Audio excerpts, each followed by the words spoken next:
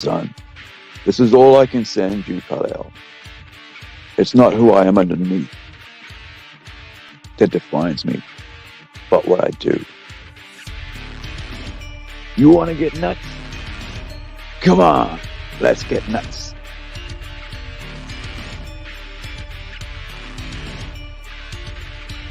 Just because someone stumbles and loses their path doesn't mean they're lost forever. You're making me angry. You wouldn't like me when I'm angry. I let my father die because I trusted him, because he was convinced that I had to wait, that the world was not ready. What do you think? With great power comes great responsibility. We are Groot. We are Groot. We are Groot. We are Groot. We're Groot. We're Groot. We're Groot. I'm with you till the end of the line.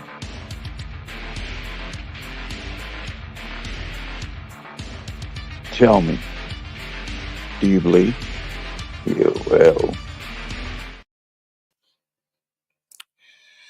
Good morning, good afternoon, good evening, wherever you are. Welcome to Comics and Revelings with Aru, along with Hawk from Rising Sun Publishing, all the way across the great ocean over in America.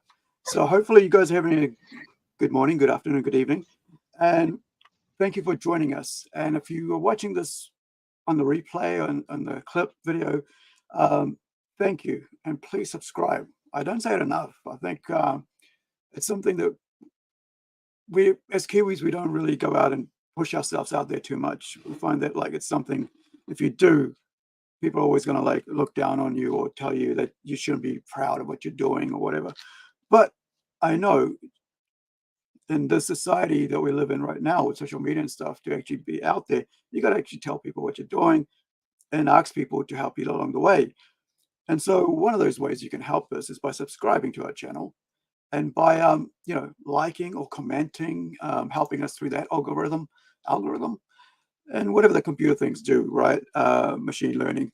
And when they realize that you guys like us and are sharing or commenting, they'll boost us up further up the food chain. Otherwise, you'll end up with late night TV shows being promoted that nobody watches, because I mean, most of you guys I know are watching YouTube, right? And or streaming. So, thank you for watching our channel. I really appreciate it. From this month onwards, from today onwards, we're switching to a very interesting 4 days a week kind of schedule, where it's in New Zealand, it's Thursday to Sunday, and in Northern Hemisphere, it's Wednesday till Saturday. We're at the bottom, you guys are at the top somewhere.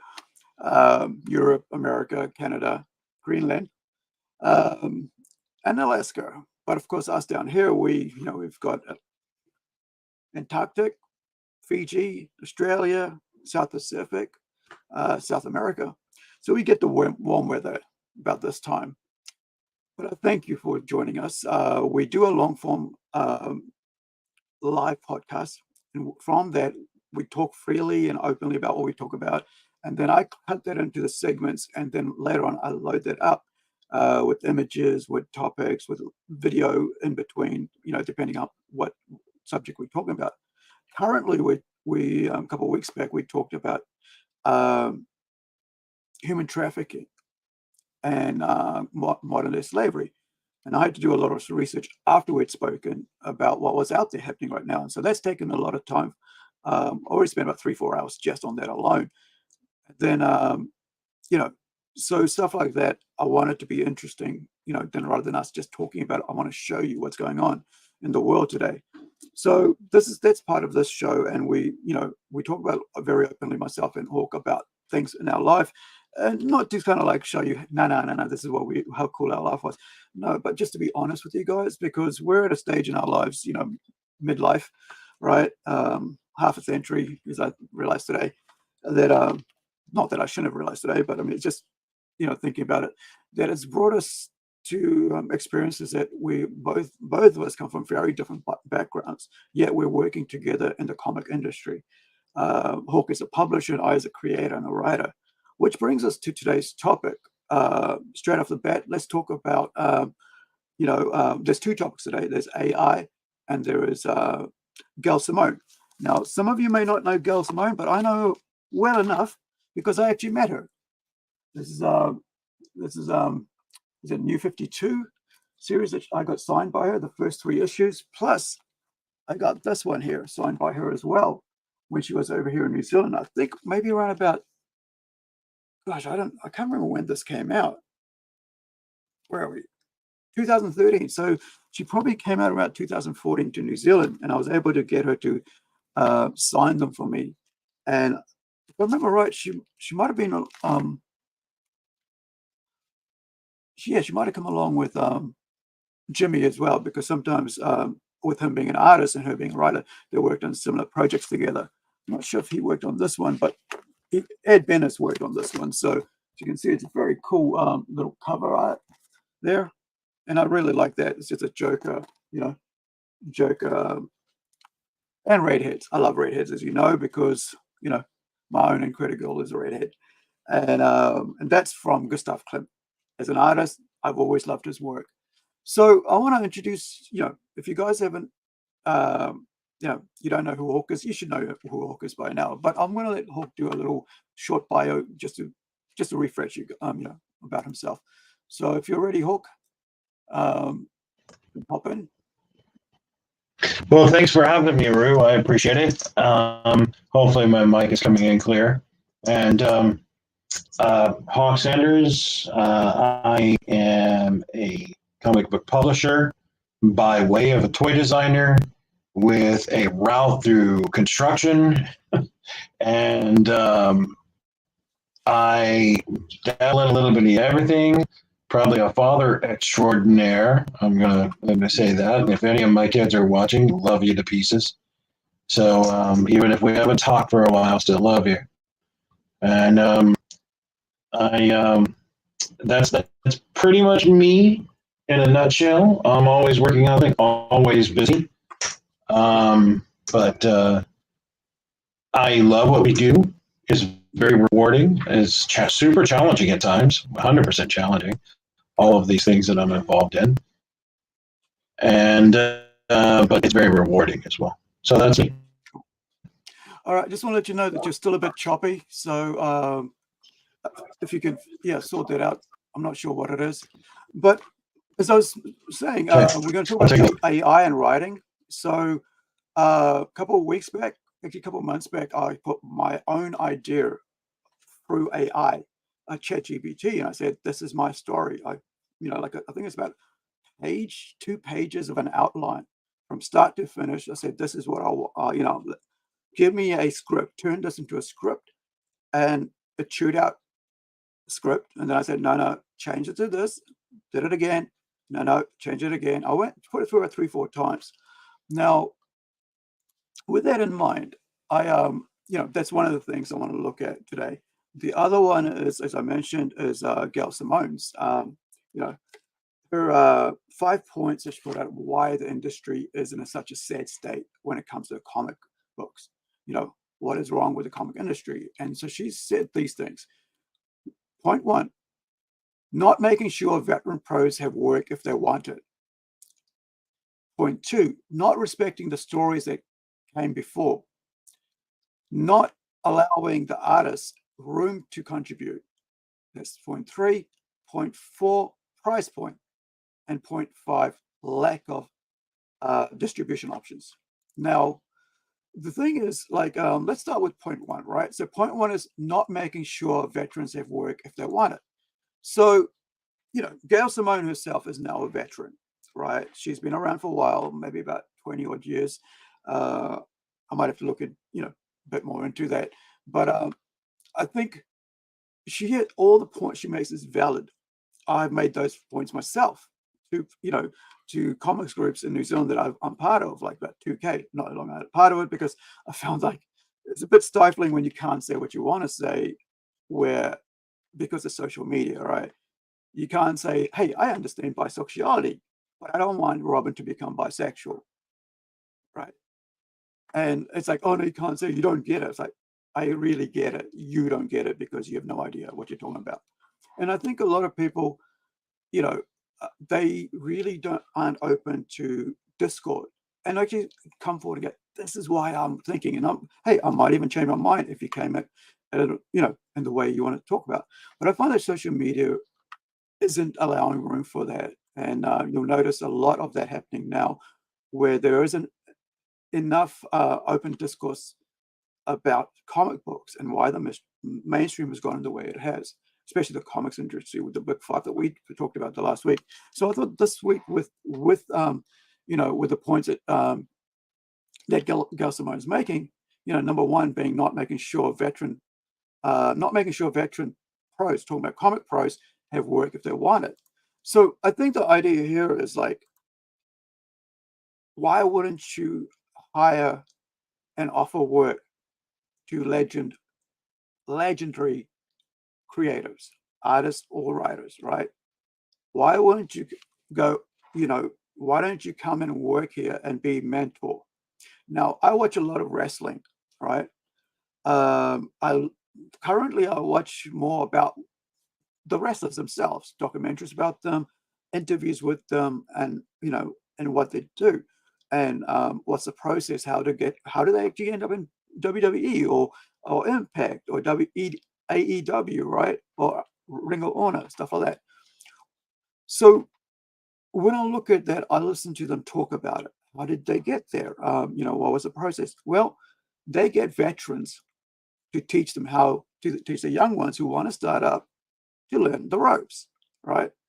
And to be able to get in the ring and go take the bumps, like what's the moves, how to do the moves safely, how not to hurt your opponent by being a total idiot in the ring because you lose your temper, or how to control your temper when you're in the ring. If somebody, does you dirty or, hits you a bit too hard, or if you get hurt, how do you balance that out to make sure that you are not letting the team down, while at the same time letting your team know, your partner, the guy you're fighting against or the girl you're fighting against, or the ref, signaling them to let them know that you're hurt or that you've done something to yourself and you're not aware of, to keep an eye on it, and so on, and how to let the other guy know not to hit that space, right?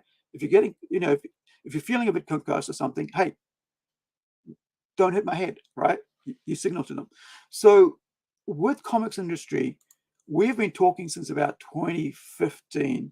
I know as a comic book shop owner, right? I have been talking about this whole idea. Why aren't they hiring?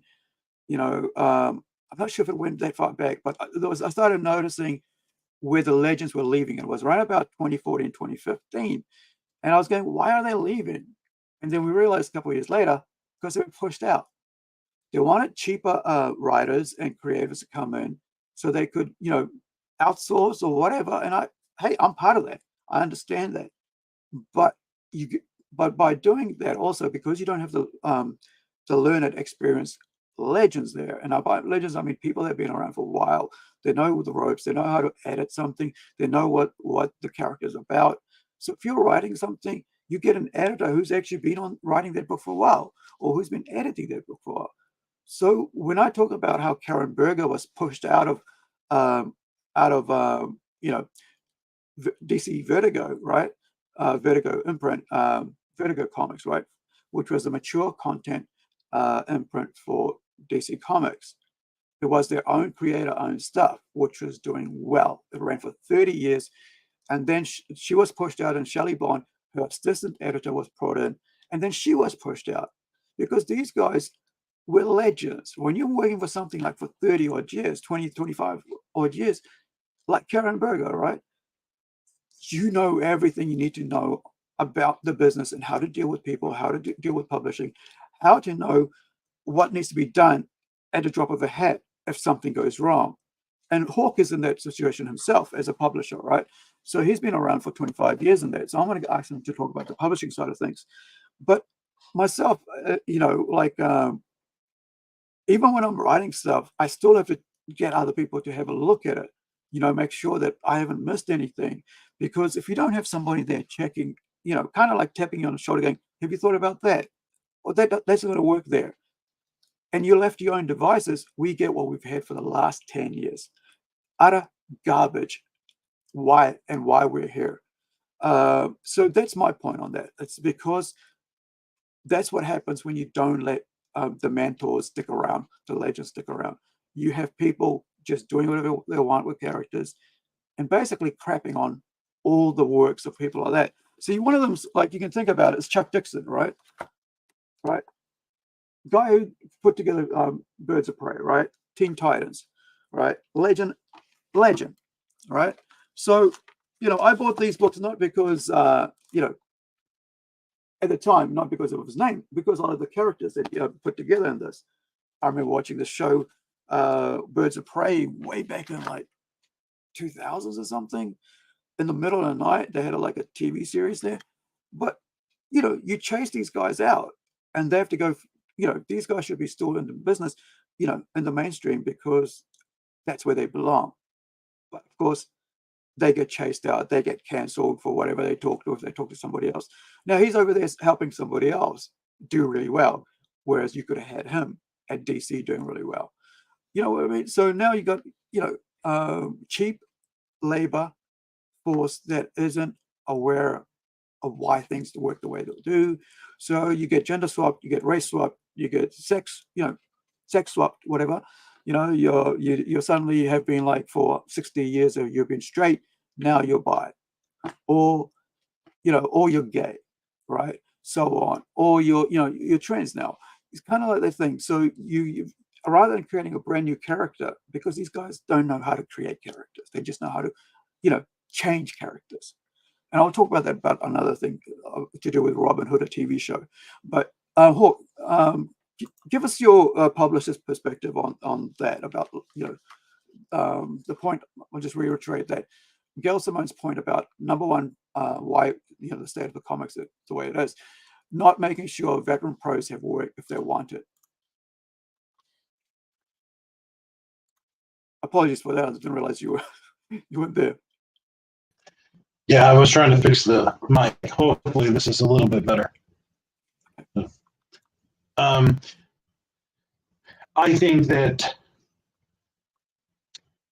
on the publisher side of things, I mentor other people.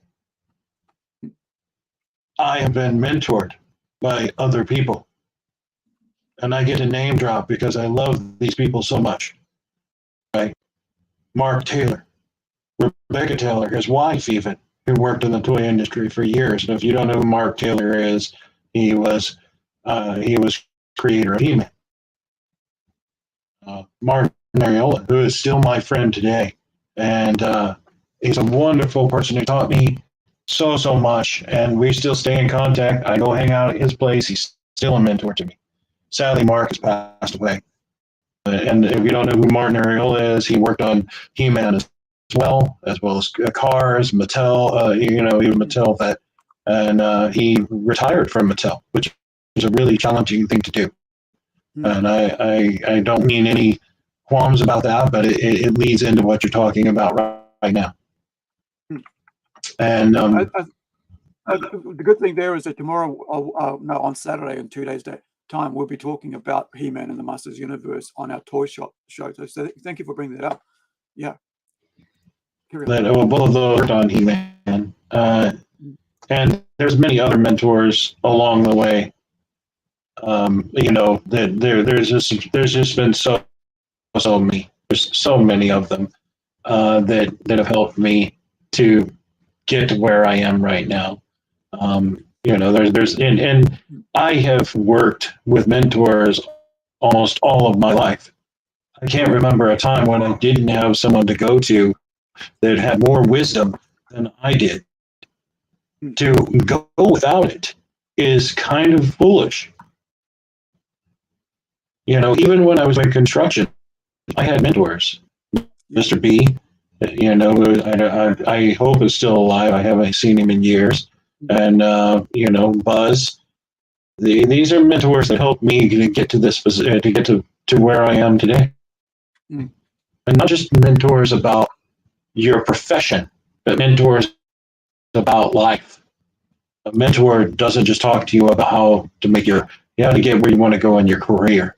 A mentor talks to you about how to get where you want to go in your life.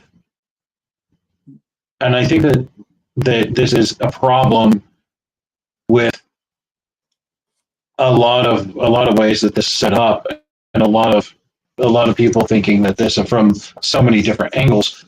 And I'm trying to talk about it as a publisher. My guys that work with me, they mentor people inside this company. Mm. They have people that are younger, that are less experienced than they do. They don't have to be younger, they're just less experienced. And they are mentoring them into being better artists, better creators. This is the process. I don't want to push anyone out the door. Nobody. And maybe that's one of my biggest faults, to be honest. I think that's where I really probably falter is I don't want to let anyone fall through the cracks, and sometimes that's a bit of a problem. But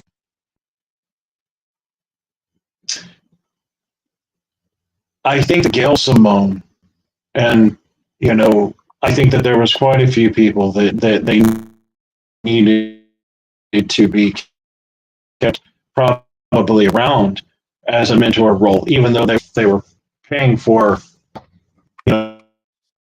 these, probably paying more money.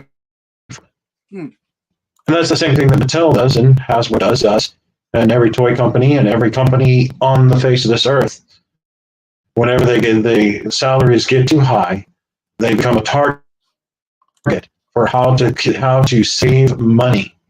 And that is the problem. I think we talked about this. This still goes back to some of the stuff that we've talked about in the past. This is about, before the industry was about whenever you hired someone, these industry creators, there was like, okay, I'm not really selling the product, I'm taking care of people. Yeah. I'm in charge of these people. These people need me to feed their families. And as long as they don't do anything to discredit me or hurt this company, then I'm going to try and take care of them as long as I can. And being in the industry, that's the way it should be. That is the way it should be. I'm not telling you that it needs to be any other way. I'm telling you that if you think about it any other way, you're wrong. These are not numbers. These are people with emotions and families and hardships and everything in between. And that super generation that built these companies up knew that. They had those guys mentor the next. The 9 old men at Disney mentored the guys that we know today. John Lasseter and everyone else that's Gene Keane, I think it is. They mentored them, who are now mentoring the next generation, of writers and creators and everything else. So I think it's very short-sighted to abandon your mentors in hopes that you're going to do something new with a new writer to save some money. Yeah. And you're hurting those people that got you there.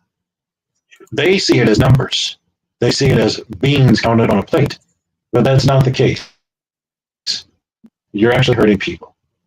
And I've talked to a lot of those people that and they will tell you the same.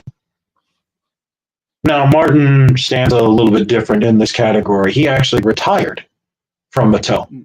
It was time for his retirement. He retired from there. But a lot of the other guys that I know, and they were let go from their position. And I think that I think most people would see that as a bitter, stale aspect of it. So after you let them go, you think that you're going to call them back up as being CEO or as being your financial director of a multi-billion-dollar company, and that they're going to come rushing back to your aid? I don't think so. You think it's not Hey, Hawk, personal, but they see it completely different. Hawk, you're still having a problem with your mic, mate. Can you yeah, do you want to fix that for a bit? Apologies, guy. While Hawk is doing that, I'll just read out a bit about Gail Simone, so you guys know what we're talking about the person we're talking about, who I've actually met, like as I mentioned earlier. So Gail Simone is an American writer, best known for her work in DC's Birds of Prey. Let me pull that out for those who are just joining us. Thank you for joining us. Really appreciate it. There you go. So this is the, I actually got it to sign this in maybe about 2014, 2013. I think it was maybe about 2014. So this is number 1, 2, and 3, all signed.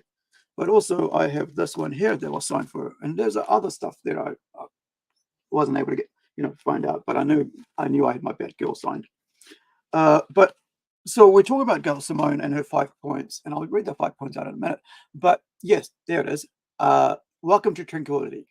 When she did like a creator-owned book, but I got that signed, so it's in there somewhere under W. So as you can see, there is like when you guys are looking, behind me, you always only see comic. I mean, you only see toys and stuff. That's because over there, 1/5 of the room is full of comics, as is over here. There's like a huge wall, and there's like 2 rows of just containers of comics. So I am a comic reader and collector, and I've probably put $100,000 easy into my investment, in my passion for comics, and that passion has become now as a writer and as a creator, and actually helping other people join in with me with that. And part of that is with with Hawk here as a publisher, helping us publish our comics through, getting our leg up, I would say, especially for myself, to get out into the American market and to sell on through the shops when we get our books printed. And so it's very important for me to to let you guys know that I do own comics. It's weird when you just see toys all the time behind me, but I am, my first passion and love has always been comics, and then music and toys, I guess, because you're a kid. When we were kids, I didn't have that pocket money that everybody else had. I was a very bad kid. I'd steal to get that. And, and so then afterwards, when I worked, I put that, I went out and bought stuff. But Hawk, are you fixed yet? Just let me know. I'm trying to fix it. I think it has to do with the age of the computer. Okay. So I apologize out there if this is worse or not. I really can't hear it on my end. Yeah, it's very rust. It's like crackles in and out, and I'm sure the viewers don't want to hear that, and could get a bit annoying. But try, are you? I don't know what your setup's like, so I can't help you from this end. But give it another couple of minutes, and I'll see what I can do on. I'll carry on with. So Gail Simone is an American writer, best known for her work in comics on DC's Birds of Prey, Batgirl, Dynamite Entertainment's Red Sonja. I love it, Red Sonja. Really enjoyed that. I need to get some hardcovers of that or trade paperbacks. And for being the longest running female writer on Wonder Woman to date. Other notable works include Clean Room. I think I read that. Might be wrong. Secret Six, Welcome to Tranquility. I love Welcome to Tranquility. The All New Adam, and Deadpool. Of course, I love Deadpool. I realized I've got like so many freaking Deadpool t-shirts and hoodies. I didn't know I had that many. And then suddenly I was cleaning up and I realized there's like probably about 4 Deadpool hoodies and about 5 or 4. I know there's 2 hats, but 4 or 5 t-shirts, right? But anyway, so she enjoyed a long-running stint on the Simpsons comics and has also written for television and video games. Her work has been nominated for a number of awards, including Glad Media Award, and she is a recipient of a 2017 San Diego Comic-Con Inkpot Award.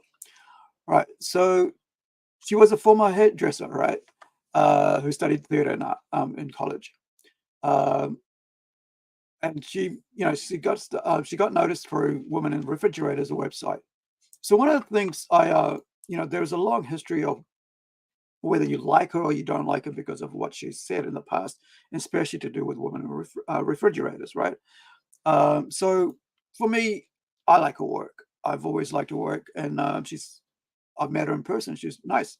And this is like, before everything else, like comics pros out here were trying to like say readers know nothing and fans know nothing. But how you doing, Hawk? I made some adjustments. Is this any better? No, you're very quiet on your end. Can barely hear you. Okay. Well, No, sorry guys, apologies. Once it gets sorted, we'll get into it hard out. okay. Any better, Aru? How about speaking louder? We might be able to do it. Otherwise, we'll have to try again. I'm not sure what's going on on your end. Is there any reverb, feedback on this? No reverb, but the volume's like hardly there. It's very low. Okay. Well, let me play with it some Because more. it's just See what happens. okay.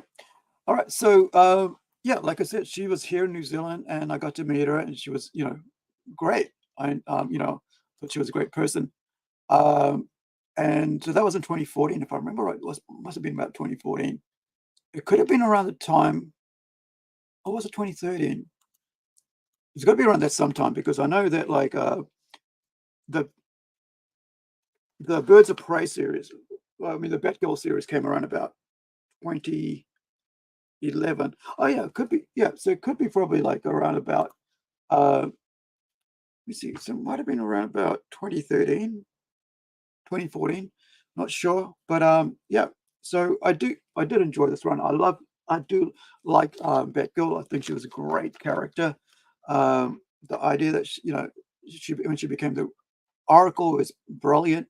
Not that because she got what Joker did to her, but like the fact that she was able to transition to being in a wheelchair and yet still be part of the team, which is kind of like it's kind of what I had to do, change from not being able to stand on my feet and go do film, shoot films in the weekends, but actually stay home and rest because I'd just been in a car accident halfway through 2007, and so it meant that I now couldn't stand for long, and the only time I could was when I was taking Voltarens, lots of it, and trying to try to work and income for myself and my ex-wife at the time, but ex now. And so you have to make adjustments. You don't know what's going to happen. So I look back on it now. It's like, did I expect a car accident to happen? No, but I adjusted and I concentrated on actually working and doing comics and writing comics and stuff, and did web comics for a while there. And now here we are, right? Publishing our own stuff and getting it, really good looking stuff, and not me just mucking around with with a mouse and Illustrator or Photoshop. That's all I knew. But how's it going there, Hawk?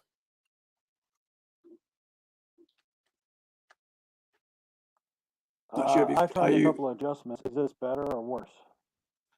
How about you pop out and then come back in? Take apart everything, right? Pull out the headphones, pull out the friggin' speaker, whatever you're hearing, and then come back in again. Okay, all right, sounds good. Yeah.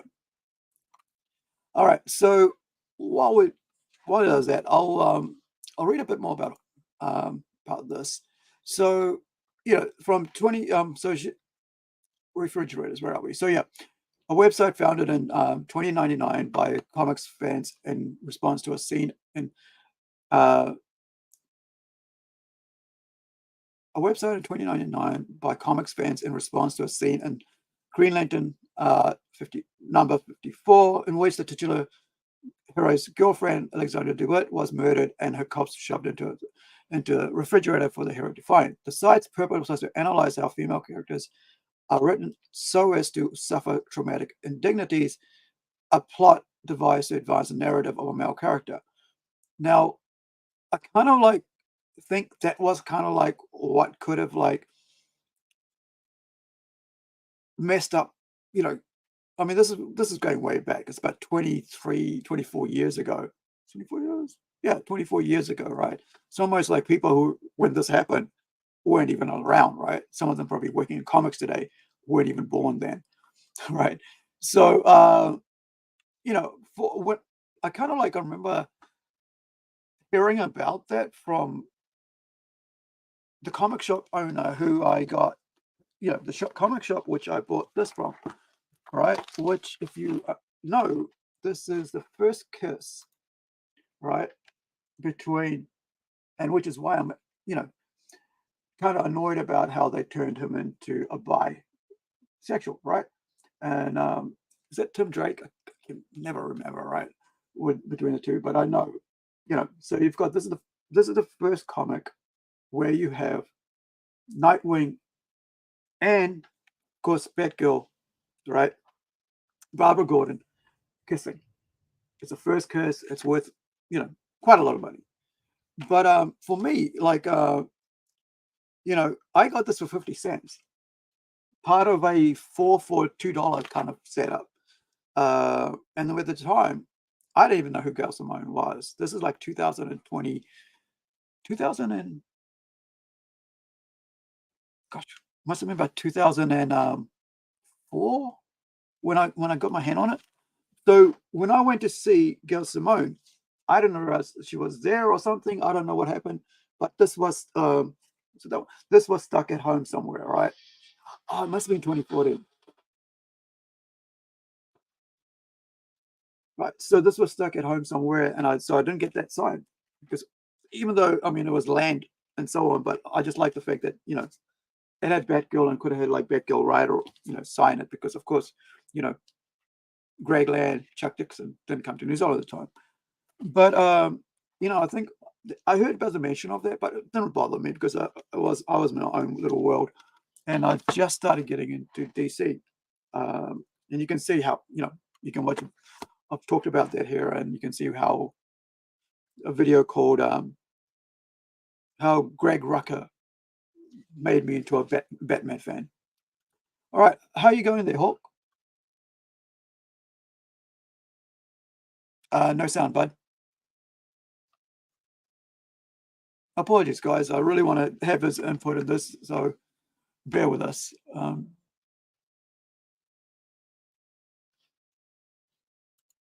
No sound from you at all.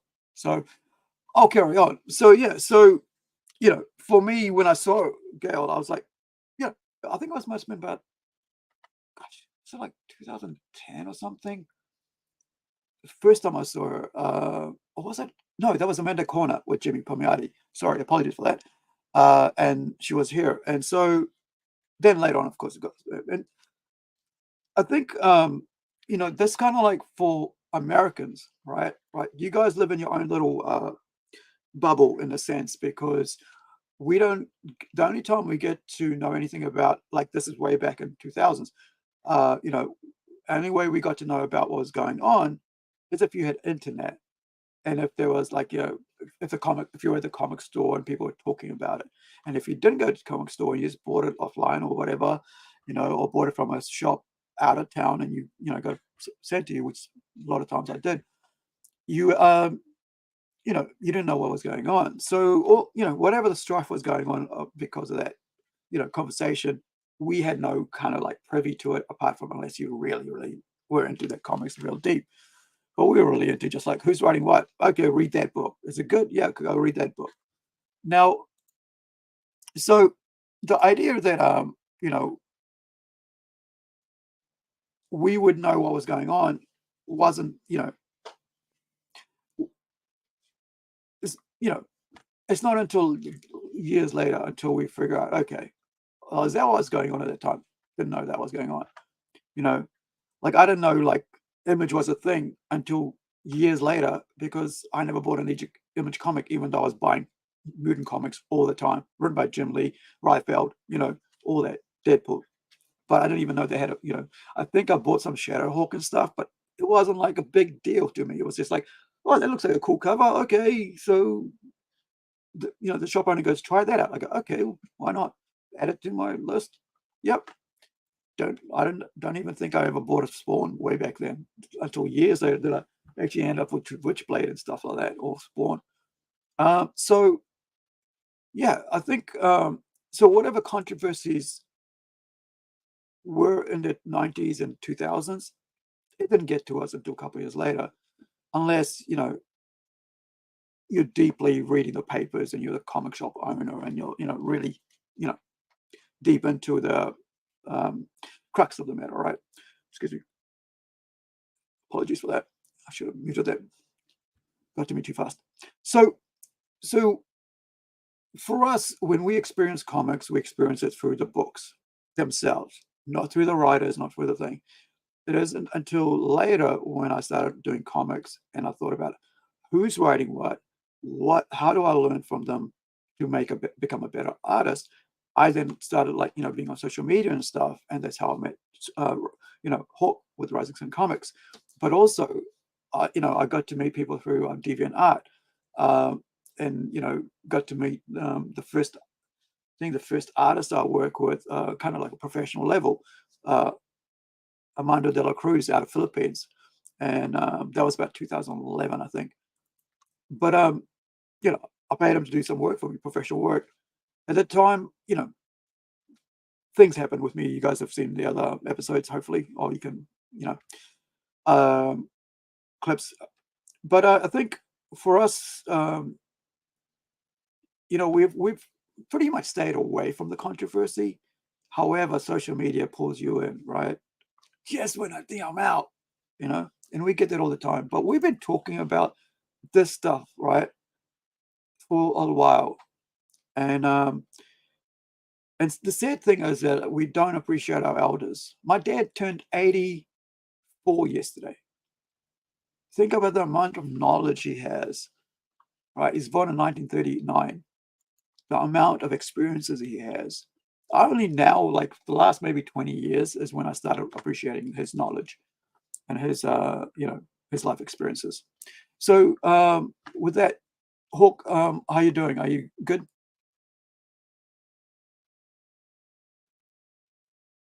Nope. I'm sorry, guys. It's just, hey, how about now? Is this working? No. Okay, I'm sorry. I'm not going to be able to make it here. I've tried on 3 different devices, so I'm not for certain why it's not working, but this is... Do you want to just use your phone? Are you able to just go outside and use your phone or something? I'm on my phone now. This is Maybe you need a reboot. On my phone? Yeah. No. Turn it off and turn it back on. No, that's 3 different devices though. I tried on two different computers and my phone, so I'm not for certain. It could be a bad connection. They may be working on the internet lines here. All right. So it's what time is it there? 1:44 p.m. in the middle of the day. Isn't there supposed to be some sort of like thing at 2 o'clock for you guys? Emergency broadcast for half an hour to ruin your whole internet? Pretty much, yeah.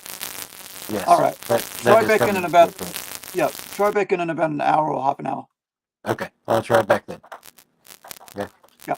All right. Okay, bye. Yeah. Oh, sorry about that, guys, but it sucks because I really wanted Hook, his opinion on this, because I'll give you my side, and hopefully next week I can grab him and get him to the other side. So, right. So the next question, right? The next statement, the next point, I should say, that Gail made is, all right, so give her credit, Gail Simone. Right. Now, this is one thing I really, really have an issue with, all right, not respecting the stories that came before. Now, I feel like because they don't have these mentors there, that's how it's falling down, right? Because you don't have those mentors there giving advice to these guys can do whatever they want, anytime they want, because they're trying to get Twitter likes and tweets and whatever. Create controversy, it might pop the book up. But here's the thing, controversy itself can be a negative thing. You know, it's like if you like do something, you know, it's like being a heel, right? Just because you're a heel and you turn babyface, right, in wrestling, doesn't mean that people are going to like you. The studio, I mean, sorry, not the studio, the producers, right, they're at the back writing up the scripts and saying whatever, writing up the stories. Okay, now we need to turn, you know, Batista into the next babyface, right? Let's get him over, or whoever, right? But if the guys, you know, in the audience don't like it, he'll never get over. So you got to work over and change his character, right, to get him right. But here's the thing. But if he's already a good character, right, and he's already been run for, and everybody loves him as a bad guy, why would you want to make him a good guy? Because you can still sell the toys, right? You can still sell his T-shirts. He'll be the heel, but he'll be the good heel, right? So you get, you know, popularity due to that. So I don't know, maybe my analogy is wrong there, but like I said, when you tell me that Black Panther is now white and you want me to buy it, and if I don't buy it, or an Asian, and if I don't buy it, then I'm a racist, and because I don't want to buy it, and I tell you why I don't want to buy it, I'm a racist. I want to say you're an idiot and you shouldn't be working on that book. You should come up with a character, maybe call him White Panther, right? Or White Tiger or something like, oh, there's another character, right? But why, like, if you have a legend, like iconic character, the last thing you want to do is diminishing that character's, well, you know, everything about that character, right? You don't want to chip away anything about them. Sure, you can try to do it for story's sake, but you don't want to diminish anything that character is about, right? You can go, okay, you know, like they did with Superman. Hey, let's try red kryptonite. It'll make him go bad. Cool. But that's because of red kryptonite, not because him as Clark Kent is turning bad. No, it's because of red kryptonite. Be smart, right? You can't like, and that's creative, and nobody has had a problem with that, right? And everybody enjoyed that change because they're like, okay, we'll give them the red kryptonite and we'll make them, you know, do that. Or the rings, right? You give them the Green Lantern, give them a different ring, they become different, right? We know them by their rings. The green rings are the good guys, right? Any other rings are different situations, right? I think it's Purple's Love or something like that. It's been a while since I read Blackest Night. You know, great storyline, I must say, right? Blackest Night and Brightest Day, must read. Talking about read, tomorrow night in New Zealand time, 7:30 to 8:30, we're starting a new show called Kiwis Review Comic Books. So hang out for that. It's just an hour show, kind of like a variety show with guests, reviews, and pop culture. You know, whatever's, you know, we think about, you know, movies, TV, whatever. And but in that half an hour, so we get our guests to talk about what they like and stuff. It's not like the interview stuff that I do with like Punch Pop. This is totally different style and setup because I also have Rico, who like me owns like probably about 3-4 times what I own when it comes to comics and stuff.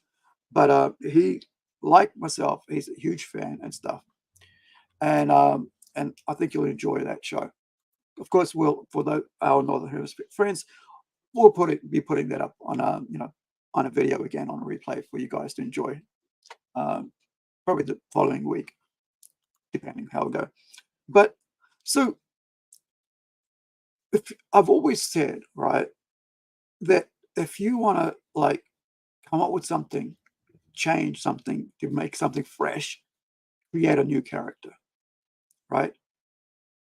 But here's why they don't do it, because it's easy, right, to take Batgirl and make her a lesbian than it is to take, you know, to go and write that woman who already is one into a better story and promote that. And that's why, rather than creating new characters, because the problem with that is that when you lead with a sexual thing or with a race thing, people turn off. I turn off, right? If you go, you know what, we're now going to give, we're going to make Spider-Man an Indian, and we're going to give him this thing there. And I own that comic, Spider-Man India. It's taken them about 20 years, right? Because that comic came out in like about 20 years ago, Spider-Man India, right? It was written by Gotham Comics out of India. And at that time, it was a novelty thing. And I even thought, hey, I'll buy it for the novelty thing, right? I don't think I have it anymore. I must have sold it. But now, like just recently, they put out a Pop, right? Funko Pop. I looked at it and I thought, I know why I liked it. It was a novelty. It wasn't because the character was great. It tried some stuff that was interesting, but it works. It works if you're in India, right? But guess what? The kids in India know Spider-Man as Peter Parker, right?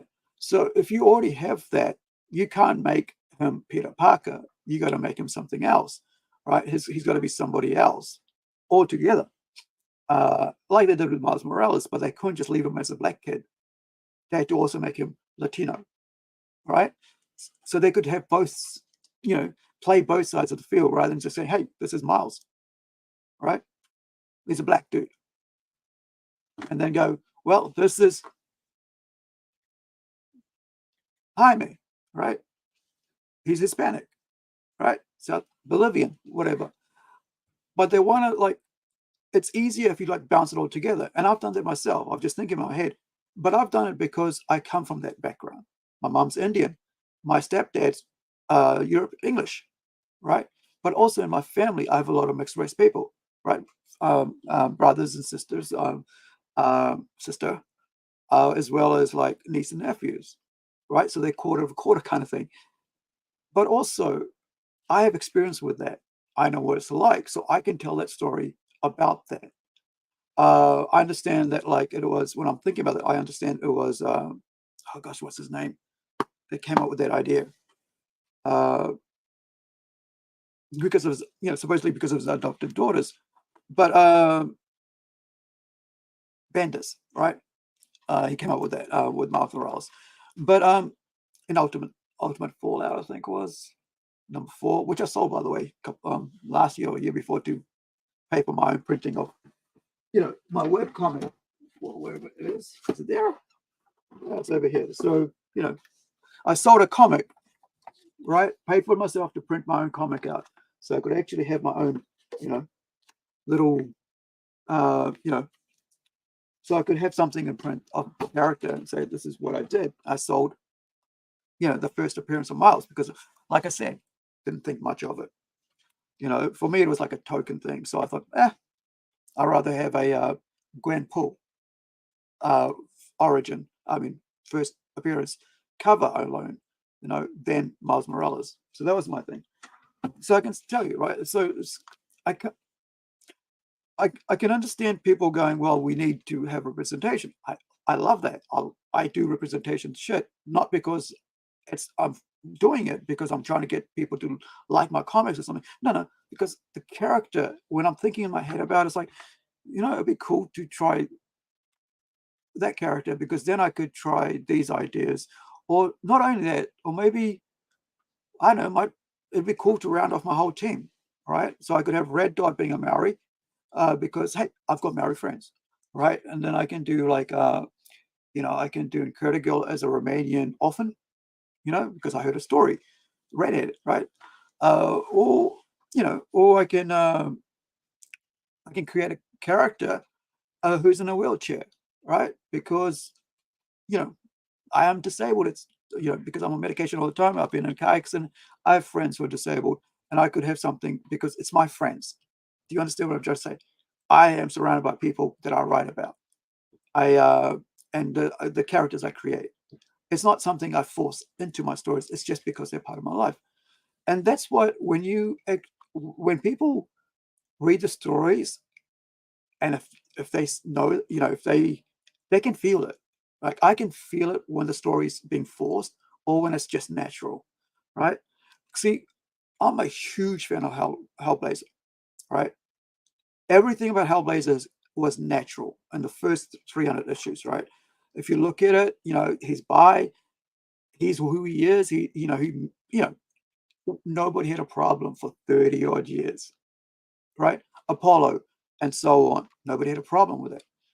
But those guys, Apollo and Midnighter, right, who are looking at doing the Authority, right? I was going to talk about that at another point, but but you can see comic fans never had a problem with LBGT, right, or race. It's people who in the last 10, 15 years who haven't had anybody telling them what comics were about because they've never read them, right? They just went to writing school or art school and they just came out and started doing it. When you're 20, 25 years old, you don't know much. You haven't had years of reading comics because you don't have time. But when you're someone like me, like Hawk, like Rico, who will be here tomorrow, who've spent basically almost every day reading comics or every week for the last, since you were a child, whatever, then you've grown up learning about how characters work, how stories work. So when you read something, you go, that doesn't make sense. And you go, can't be bothered. However, you look at all the stories that have endured, right? And we're talking about stories here. Look at all the stories that have endured. They've endured because the people who are writing them have experienced those things. You look at all the stories about war and stuff that are in the comics, right?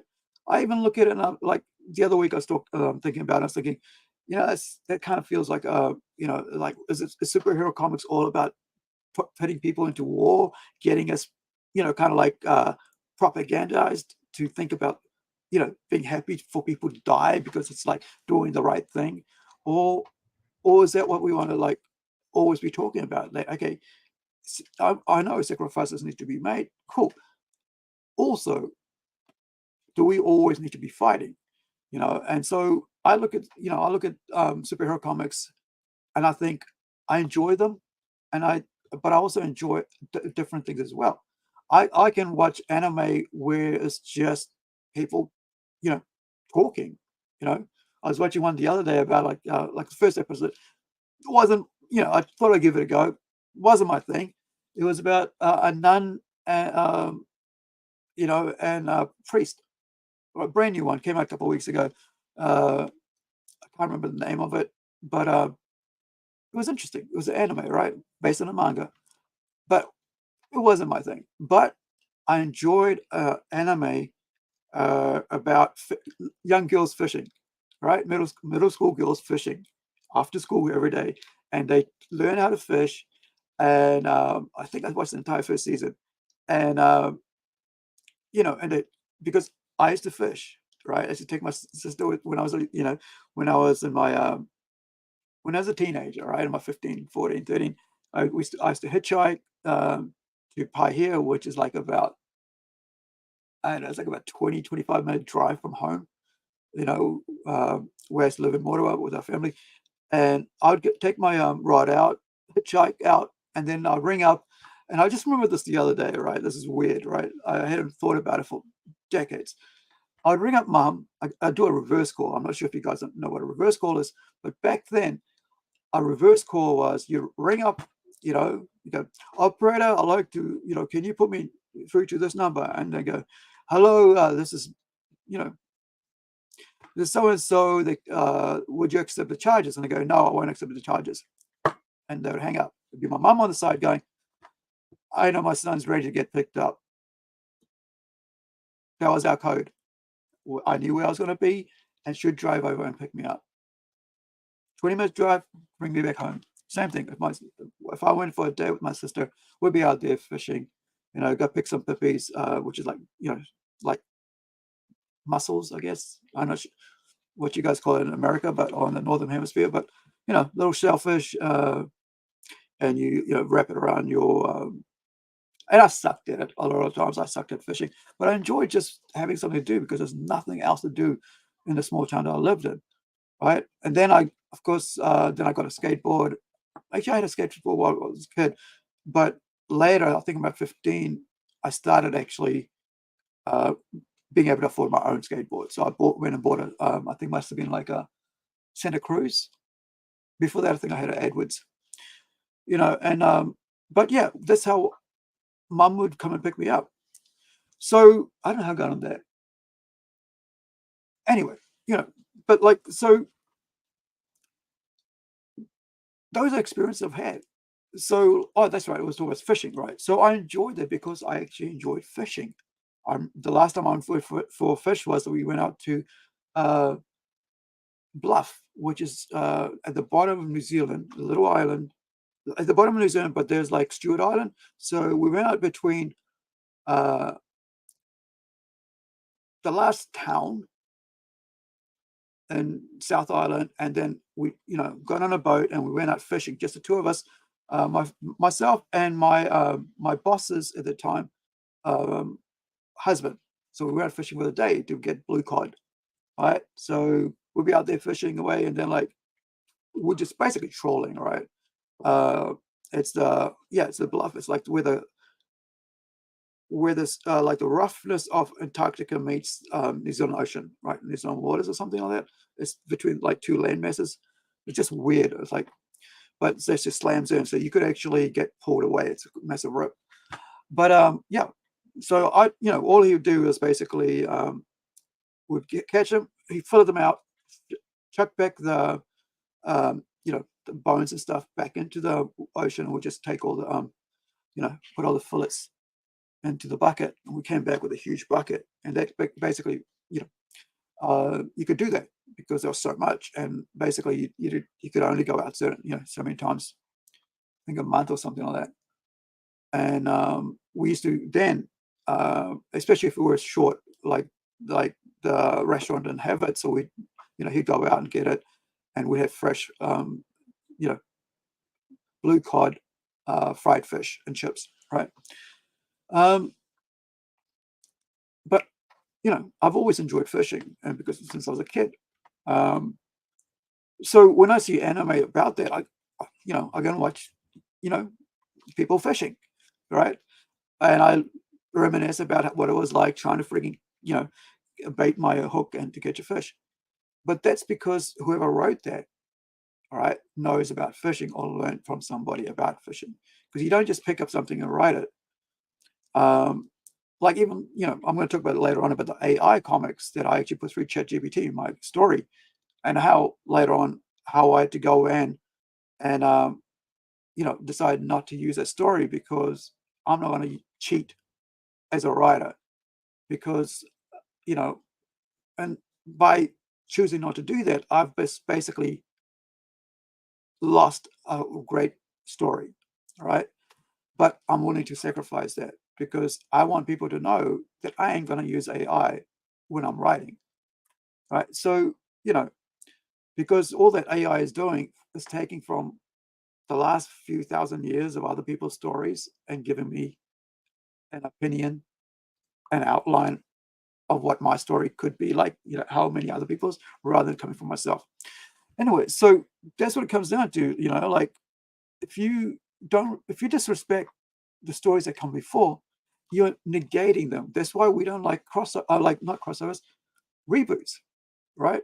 There was a thing where like it was a reboot every 4 months, right? There's like about 6 months, or then suddenly it became like, no, it was like every 5 years and 2 years and 3 years and 1 year. And then kind of like became 12 issues, and we reboot it because nobody's buying it, so we'll reboot it. One of the greatest travesties, I think, in DC Comics, because I haven't, I don't read Marvel comics, and I haven't for ages because I just can't bring myself to read it. It's just so bad. But I did try to give the House of X. No, it wasn't House of X. The Krakatoa thing, whatever, with Robert Kirkman, or was it? I'm not sure if it was Kirkman or was the other guy. When they did the whole reboot about 2 years ago or something.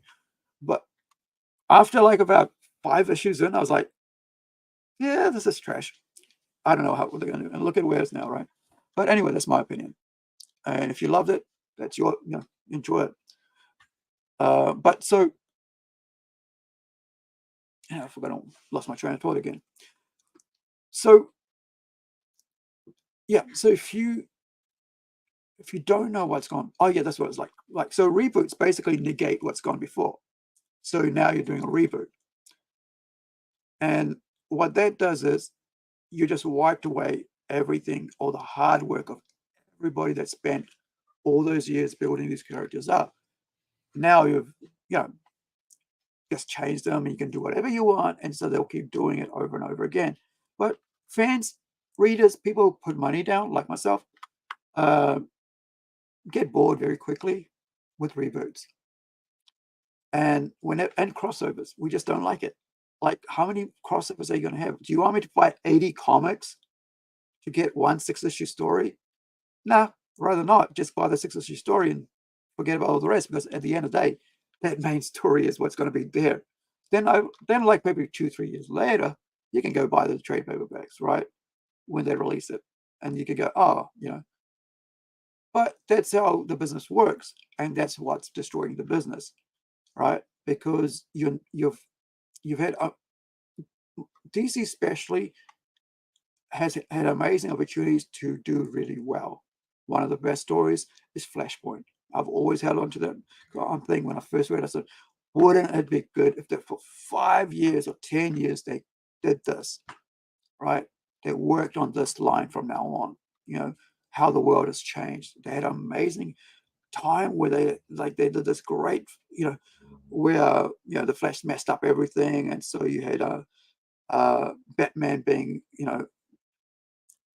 Thomas Wayne, Joker being Martha, and Bruce is dead.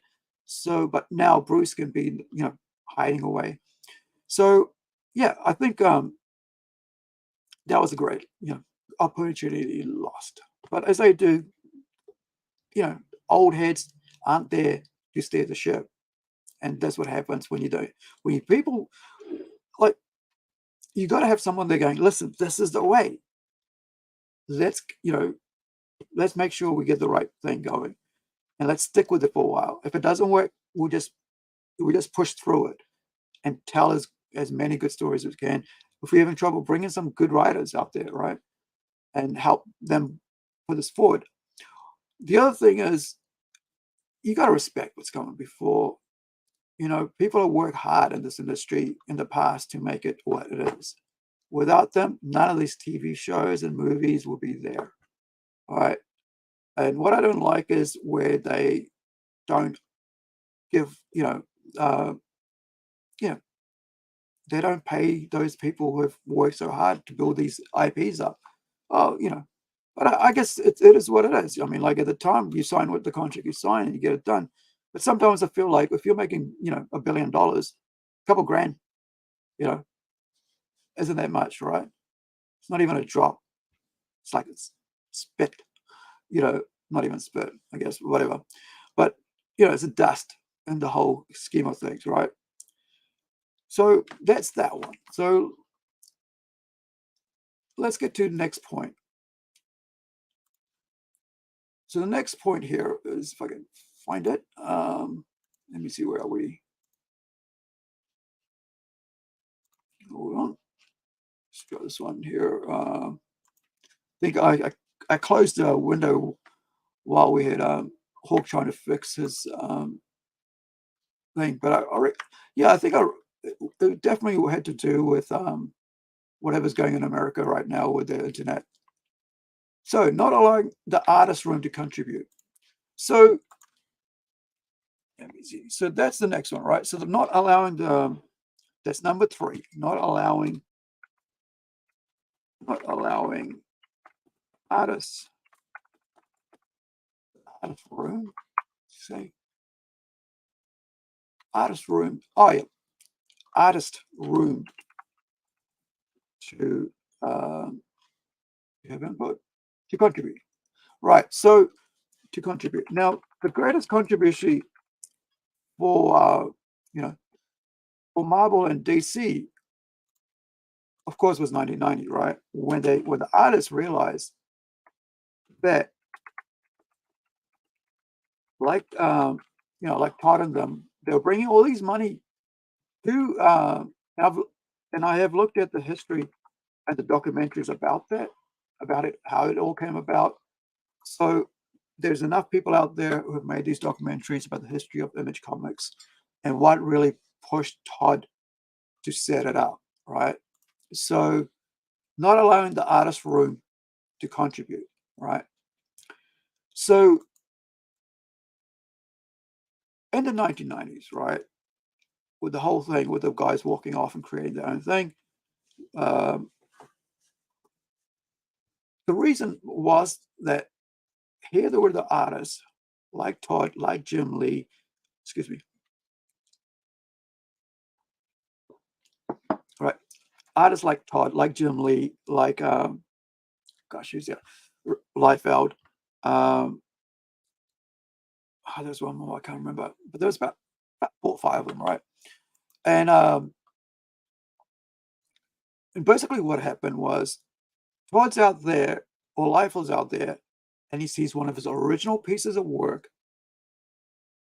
getting sold at Christie's, I think it was, or some sort of like auction house, and that money went, like about $30,000 went into the coffers of Marvel.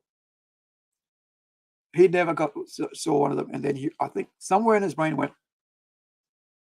that's my work, my original piece of work. So, like in India, I think it's even now, I'm not sure. The deal is that when they pay you for the piece of work, they own it forever. They can do whatever they want with it.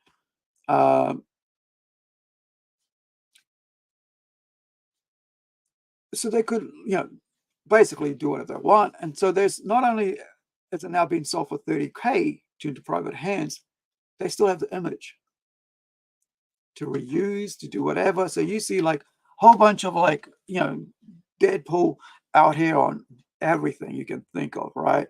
Don't know what I've got in front of me, but it's going to take me a while to get to it. But I have it, like I said, I have Deadpool t-shirt, comics, mugs, I think badges, pops, figurines. Do I have a Deadpool figurine?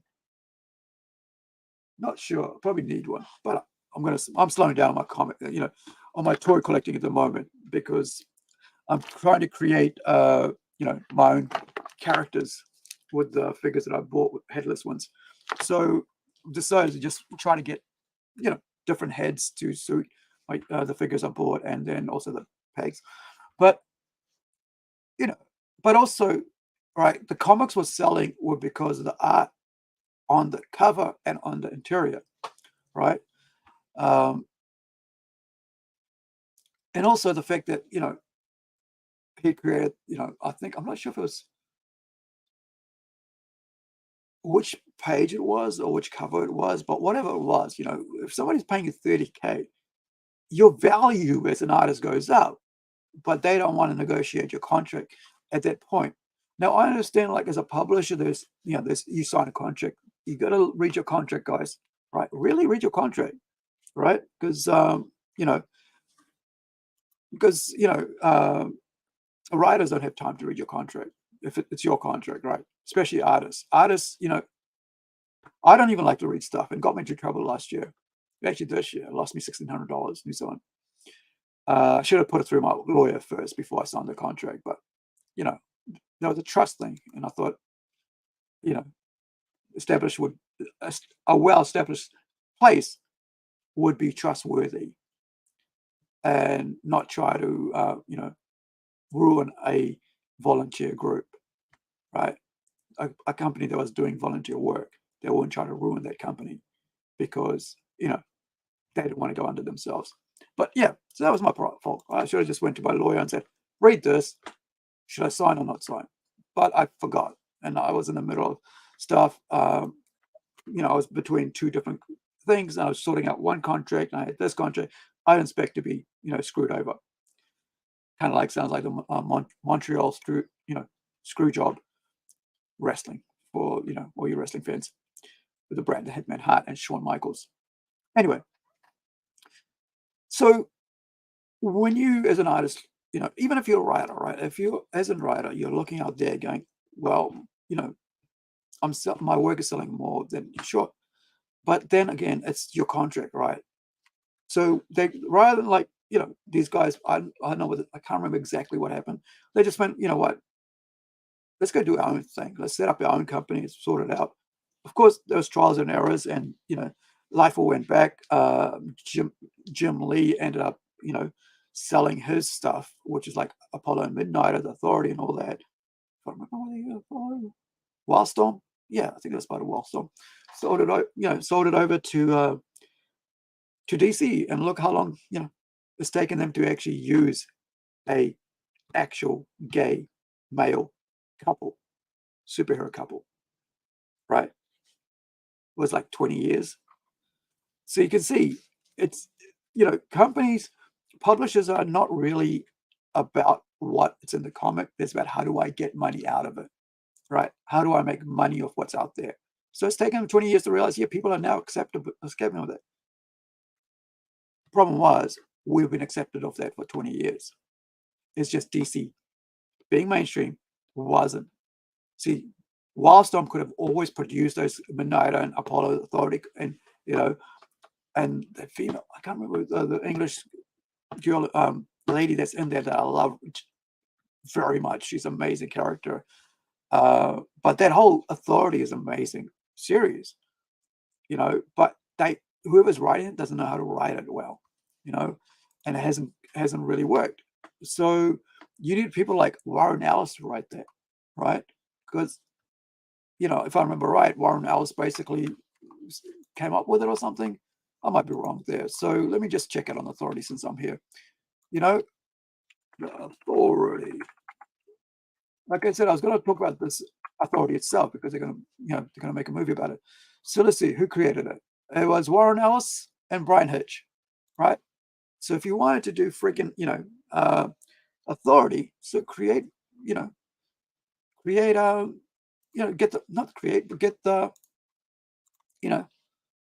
writers who, came up with it, the creators who came up with it. So, right. So this is how long 24 years, right? 24 years since the first issue of the Authority came out, right? Oops, sorry, where are we? Oh, you can see it there, right? On the left, on the right side, under group publication information. So, right, Warren Ellis and Brian Hitch, get those guys to work on it, right? But anyway, so you don't have them because guess what? You guys cancel them, right? You cancel Warren Ellis, and so you don't get that. But so it takes 20 odd years to get to go, oh, you know what? Here is James Gunn. He can make something out of nothing, like he did Guardians of the Galaxy. Also, now that we've ruined all the other real characters who are now gay, but they're always straight, or lesbian who are always straight, or bi, they're always straight. Why don't we go and use the actual characters that are like that? Already established, not 24 years ago, right? Too late. So I think the problem here is because they haven't used them, right? It's going to be a hard sell. Only the people that will know, who will go and watch the Authority, are fans like me, right? Who grew up reading them. Although I think I came into reading it about 2004, so a couple years later, right? But I've read every issue, if I remember right. Apart from some recent ones from DC. I even gave those ones a go, but just didn't have the meat, right? Kind of didn't have like the guts of it all. Like, just didn't feel like it was what it should be. I'm not sure if it was written by Warren there. I'm just going to make sure. Excuse me, apologies. Yeah, see, so volume 4, right? 2008, right? Run by Dan Abnett. He's okay writer. I've enjoyed his run on other stuff, but not so much. So you can see here, they even got Superman into it. Trying to put over, as they say, with the wrestling. But at the end of the day, if you don't have the guys who created those guys and they're still alive to work on it, who's going to mentor the guys who are trying to write it? Ain't going to work, right? And it's like me. Like, I have to when I'm working on my stuff, I keep working on a Bible timeline, all the background stuff. Like, this happens because of that. That happens because of that. That's who they're related to. that's their father's name, or that's the mother's name, that's the village they came from, all this stuff, right? Because you got to have all that. And if you don't have anybody there telling you all that, information person who knows all that, you're not going to have it. But here's the other thing. So let's get back to this, what Gail said, not allowing the artist to contribute. So a lot of times, like as a writer, right, I go out of I don't not I go out of my way. I like to create what my character looks like as much as possible, like the costume, the logo, the hair. I've always got it that that when Incredi-Girl is, that when Incredi-Girl is is flying around, her hair gets pulled back, right? Of course, but she's always, when she's like just doing her thing, there's always going to be this little click here, right? Let me just see if I can get that off there so I can get to show you. So you can see, wrong hand, right? That hand. So you can see there, just not gonna there. So you can just see there's a little flick of hair, just a little fringe. That's she always has that. So you will notice, like when she's standing around, so you notice that's here as well. Right there, right? So that's in her, on her head, over the mask. And it's just a little thing that's got to be there as part of the thing that makes it stand out. It's just, that's always there. It's kind of like just looking at, this updated version of Harley Quinn, right? So this new, I think it was like the Gail Simone design. So, we had like a red and blue. That was the thing with her. Now, let me see who else have I got. So the other thing is that you got to, even though these characters have always gone through, he's got different changes with new. I think this is the, if I remember right, this is the Ultimates, right? Or is it the New Avengers one? But so on, right? So you get costume changes, of course, but you always know what he's supposed to look like, right? And so when you, the other thing is, when I was creating a new costume for Incredi-Girl, I had ideas in my head what I wanted to, her to look like. So I already knew like what the changes I was going to bring, but I also sat down with a friend who's a cosplayer, who's and who sews her own clothes, designs it up, and all that. Who I'll have probably this Saturday. Hopefully, Lynette should be on the Saturday on a live stream with us, talking about her journey and her, because she's a gamer, trading card gamer, Magic the Gathering. I think she does Yu-Gi-Oh as well, but Flesh and Blood, as well as cosplays those characters that she, from Flesh and Blood. But she also, I sat down with her over coffee, and Jason was there, who's my friend, and Lynette was there, and we're just talking about, hey, this is what I'm thinking. All right, so we designed all this new look. She looks great, right? But I just wanted to update it, like from what it was like 2007 to now, 20 or 12 odd years later. Yeah, 12 odd years later. So, because I wanted the character, the costume to work on the character. So I got an artist who actually, designs clothing, right? A costume. But also knew what I wanted as well. So I put those two together. And, that's what because sometimes, the artist knows how to lay out the panel. That's their job, right? Each page, right? Each page, right? Oh, that's the one I've got, number 8. So each page, they know how it should look. Like they have it in their head, and sometimes when you're writing it, you don't really know what it should look like, but you know how where the characters have to be, just to make it work. So case in point, I as a writer said, okay, this is how much bubbles are going to be here, And then also, not only, I mean, I described that there's a character, she's sitting down in front of a computer screen, right? That's it. But on the computer screen, excuse me,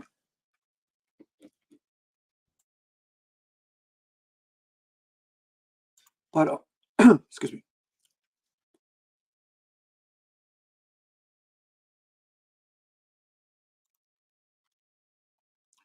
So on the panel, right? So she's sitting there like in front of a computer, and she's talking to the person who's like out there somewhere, who's an officer and so on. And she talks, so, but the way my artist had drawn it was that it was this way. So she was looking that, there wasn't enough room for the bubbles. So I didn't want to like do anything to the art itself to change it or cover over the art, like put bubbles over the actual artwork. So I just flipped it. For the story, didn't affect the story one case. Didn't have to be either way, but the artist had it that way. But I work with the artist, and I just said, "Oh, hey, I flipped it around because I don't want to go over your art, because I really appreciate what artwork as an artist, right?" So I just basically flipped it. I said, "Is that okay?" Because yeah, because he doesn't have to redraw it or do anything changes to it. That's working with the artist, and he had input into it. A lot of times, because I work with different artists, they have different inputs. Like we were doing a coloring recently for a page, and I thought I actually realized I missed something, because in between like all the layers, I turned some layers off when I sent it across to Hugo to color. And then also on the script, when you just look at the script, it's different to what I had set up on the layers. And so between talking to Kevin, who's the illustrator, and then talking to Hugo, I said, we missed something. Let me go check. Checked it. Between the two of them, they worked it out. They came back to me and said, okay, all right, we need to do this. Got it sorted. Because at the end of the day, I'm not the artist on the book, right? It is my comic, but I'm not the artist. It's my characters, but I'm not the artist. So I'm going to allow the artist to bring their own talent to it and their own skill set to make sure it works, because we're a team, right? Just like Greg Land, right? Working on these comics. He knows how it should be set up in his head. He knows what Chuck is writing, right? But he also knows what he wants to do with it to make it more interesting, right? Chuck's probably just going, oh, helicopter something to learn, right? From page left, side left, right? But Greg's probably thinking, what's more impactful? Coming in this way, or do I do it the other way? It's coming in this way, right? Coming from, what do we say? Left to right. Because when your eye is direct, as Western readers of English, we read left to right, not like Asian, Japanese, and was it all Asians? I'm not sure. Japanese kanji, right to left, right, and up and down, so on. So your eyes go to the right first, so you'll be going, oh, and then so on, and you follow through. But if it was, a manga, he'd be going that way. It's where your eyes go, right? So when I look at when I'm reading internet, I look up here, that side, before I read that side, right? So then that side, so I go across. So it's the same, so that's kind of like, what artists bring to it. And I think what Gail is saying is, because she's working with great artists, right? Especially like, where are we here? So on her book, so she's worked with, who's here? Adrian Say, right? Yeah, Adrian Say, right? Where are we? There we go. Adrian South on that one, and Ed Benes, Ed Benes, right, on that one, on the Death of the Family series. So, you gotta, like, the team. At the end of the day, a comic is made up by a team. A novel isn't, right? So you got to approach comics. If you're a writer, you got to be willing to like work with different artists but you also gel with different artists in a different way. And you will learn that as you go along. I'm learning that for the last couple of years of what works and what doesn't work with who and, when. So, you got to let your artists have a say in what's happening, because they got to design all those characters and stuff and all this stuff. And if you just go, give me 20 people, and they go, that page is going to work, mate. That sort of thing. So hopefully I've made that not as, complicated as, hopefully it's, not as clear as mud, right? Right, so that's 3. So, right, the next one is price point. Right, so price point. Number 4. This is number 4. Price point. Now, the point of a business is to make money, right? No matter what business it is. If it's not making money, you're going to end up bankrupt.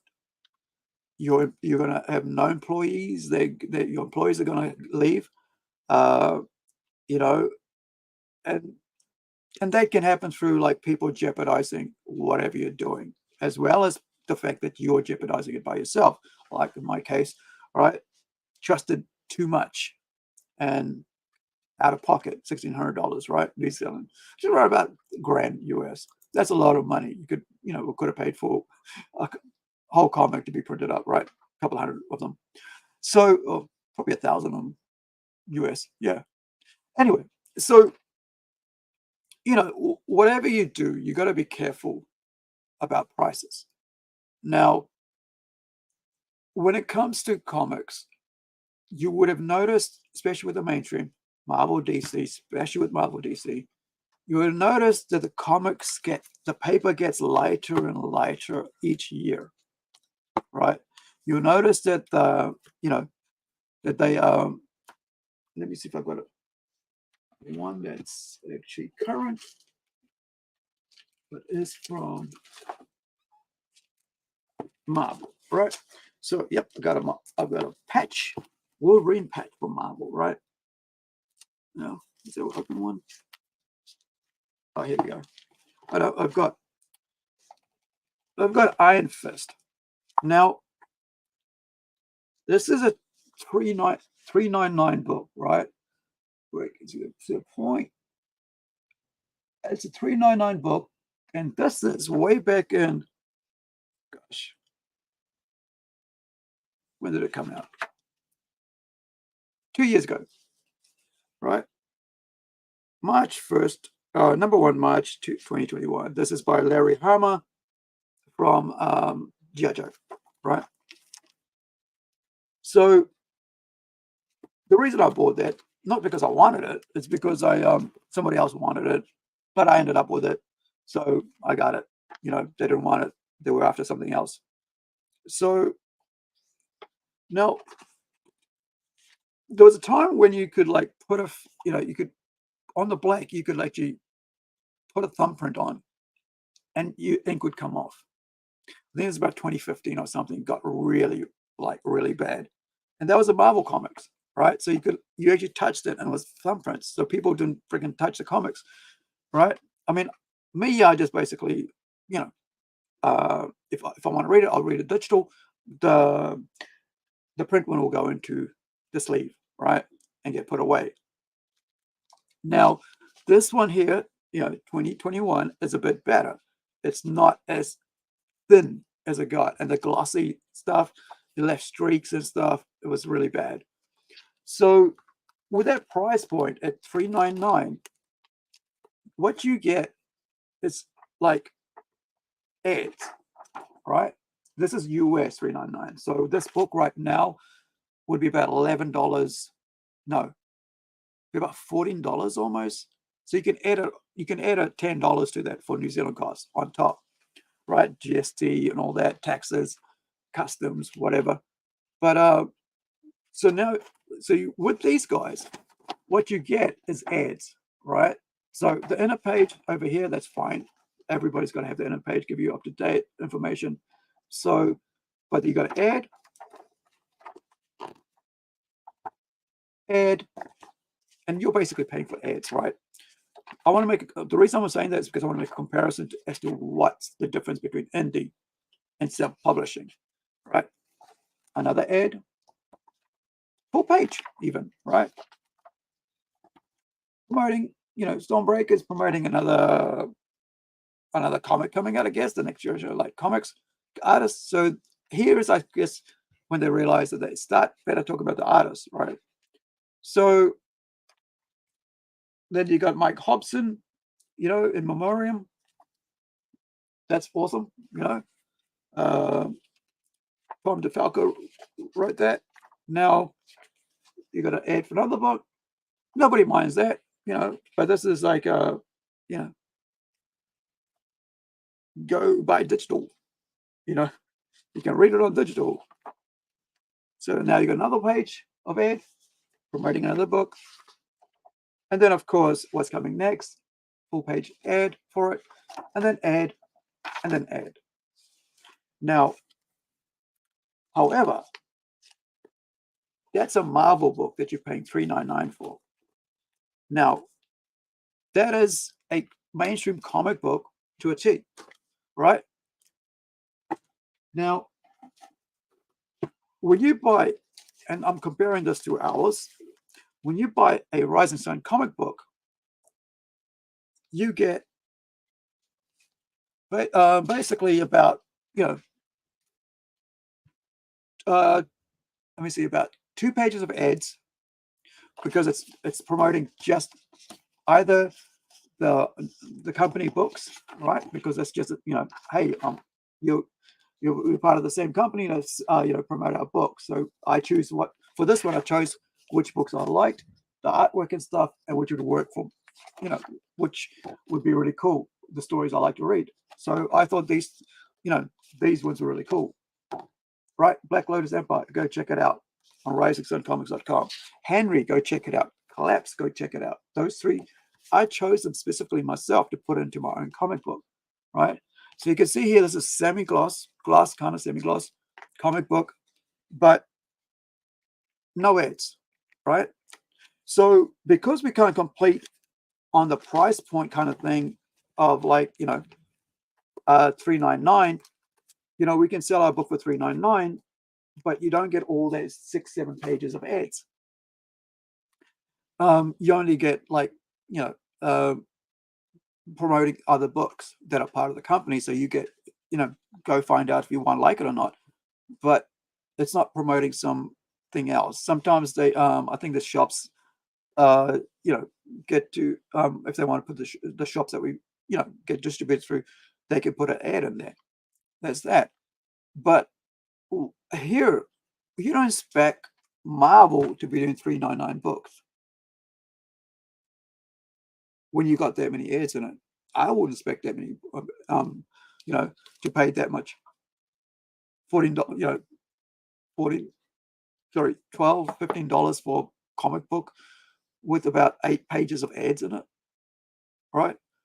Not only that, the quality of the paper is pretty trashy. Like, it's pretty cheap. Okay, it's full color. I understand that. $3.99 covers that full color, right? But you've also lowered the like the quality of the paper, and you put so many ads in it.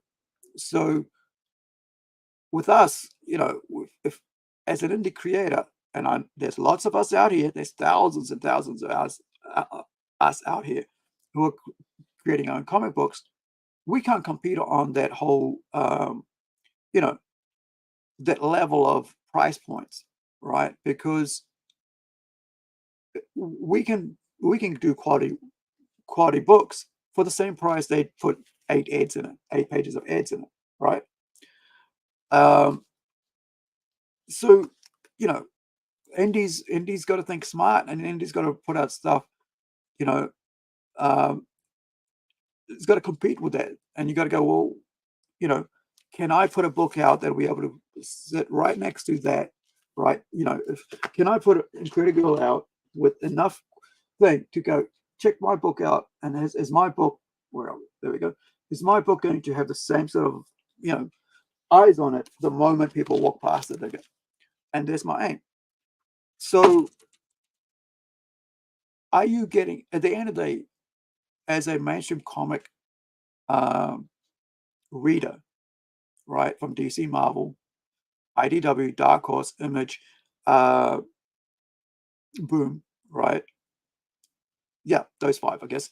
Are you getting quality over quantity?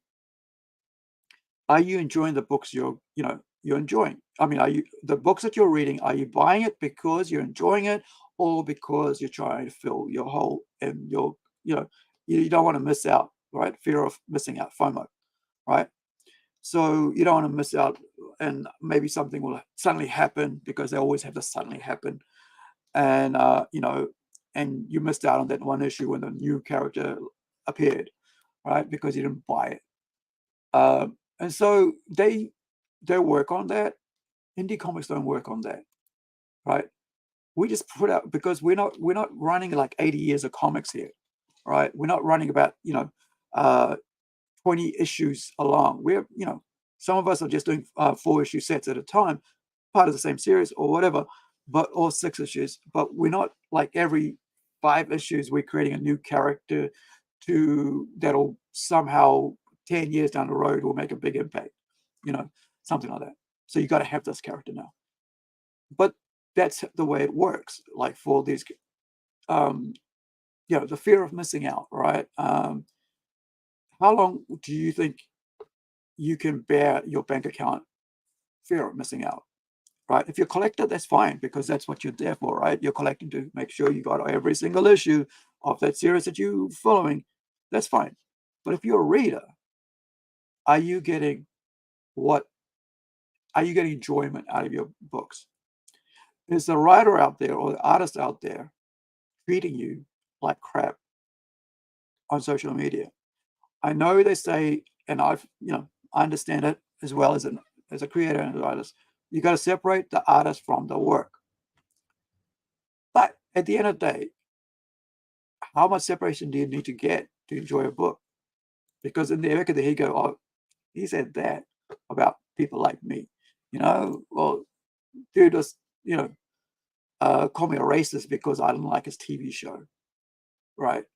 That he ripped off from England, of a character from their mythology, right? Robin Hood.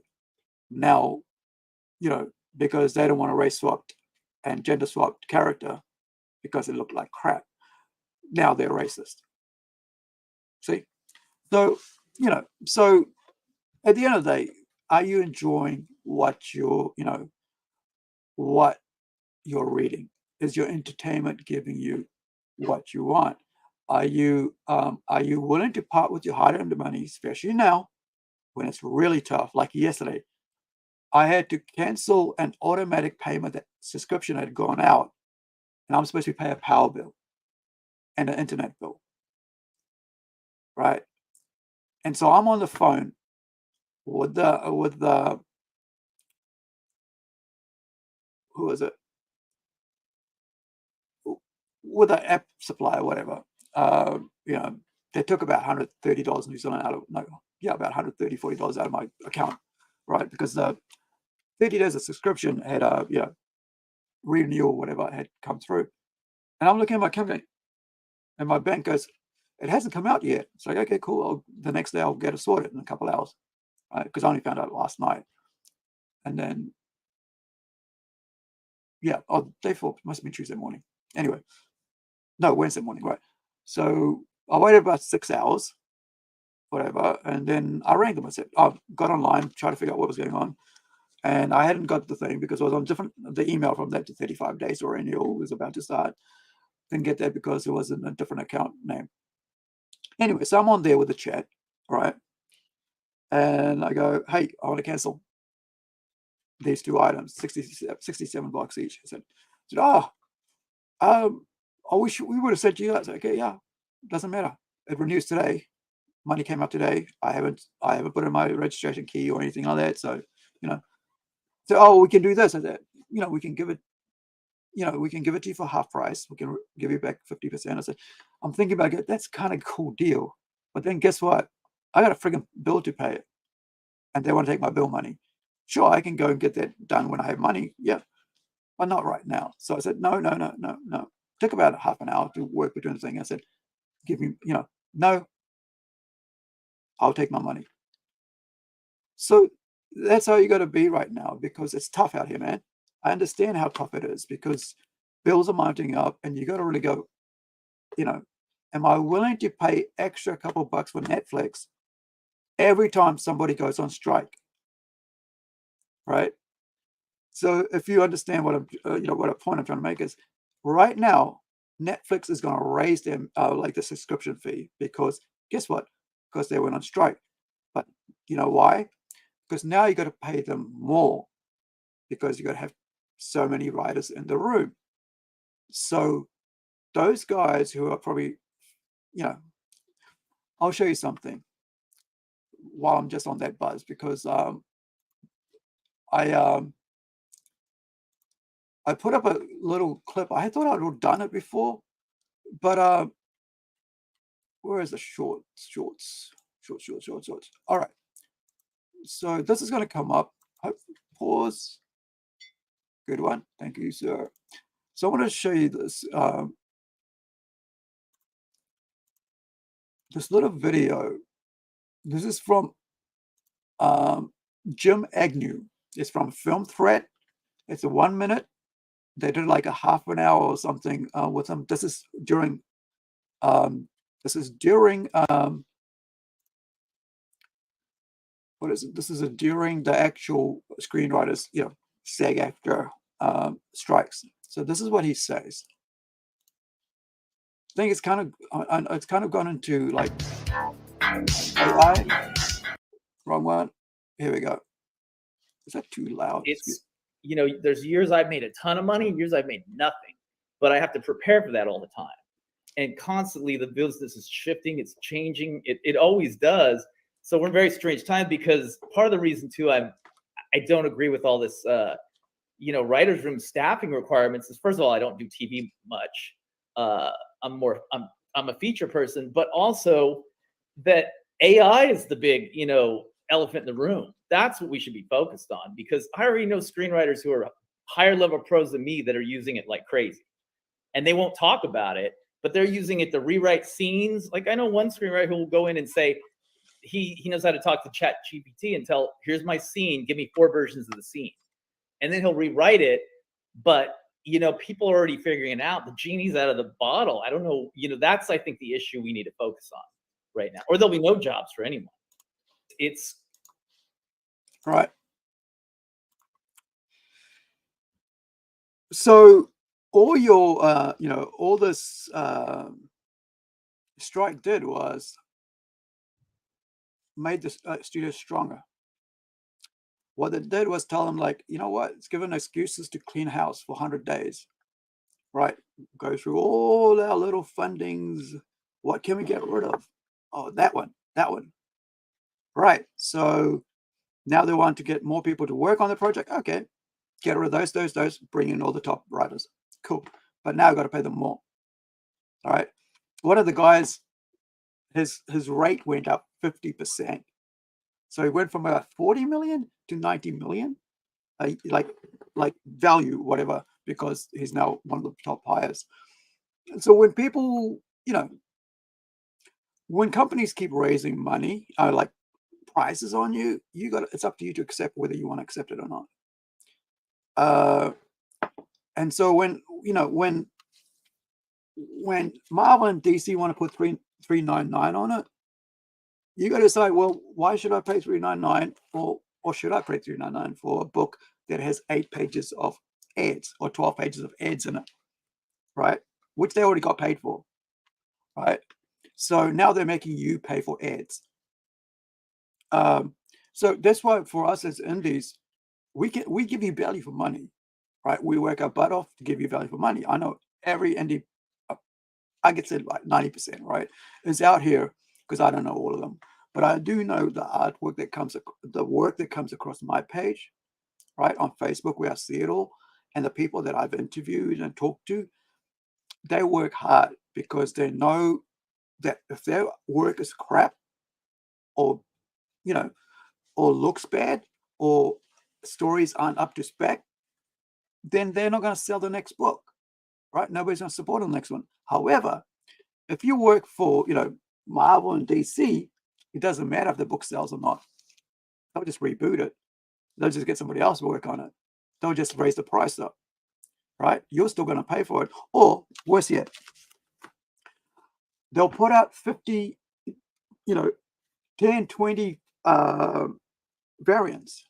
Now, I ran into the problem with a Kickstarter, because I was trying to say, I want to promote the work of my guys. So let's put out all these covers. And then I came always thinking, you know what? A, B, C, D, right? A, B, C, D, or A, B, C. That's just all the covers you need, right? That's it. Depending on the book, you can have like a variant, like a normal cover, which the artist who is actually the artist on the book gets to do the cover. That's cover A. Cover B, you get a variant artist. Cover C, you can do a wraparound or something special, right? And if it, somebody else wants to do a cover especially for their book, yeah, okay, we'll do a D. That's it.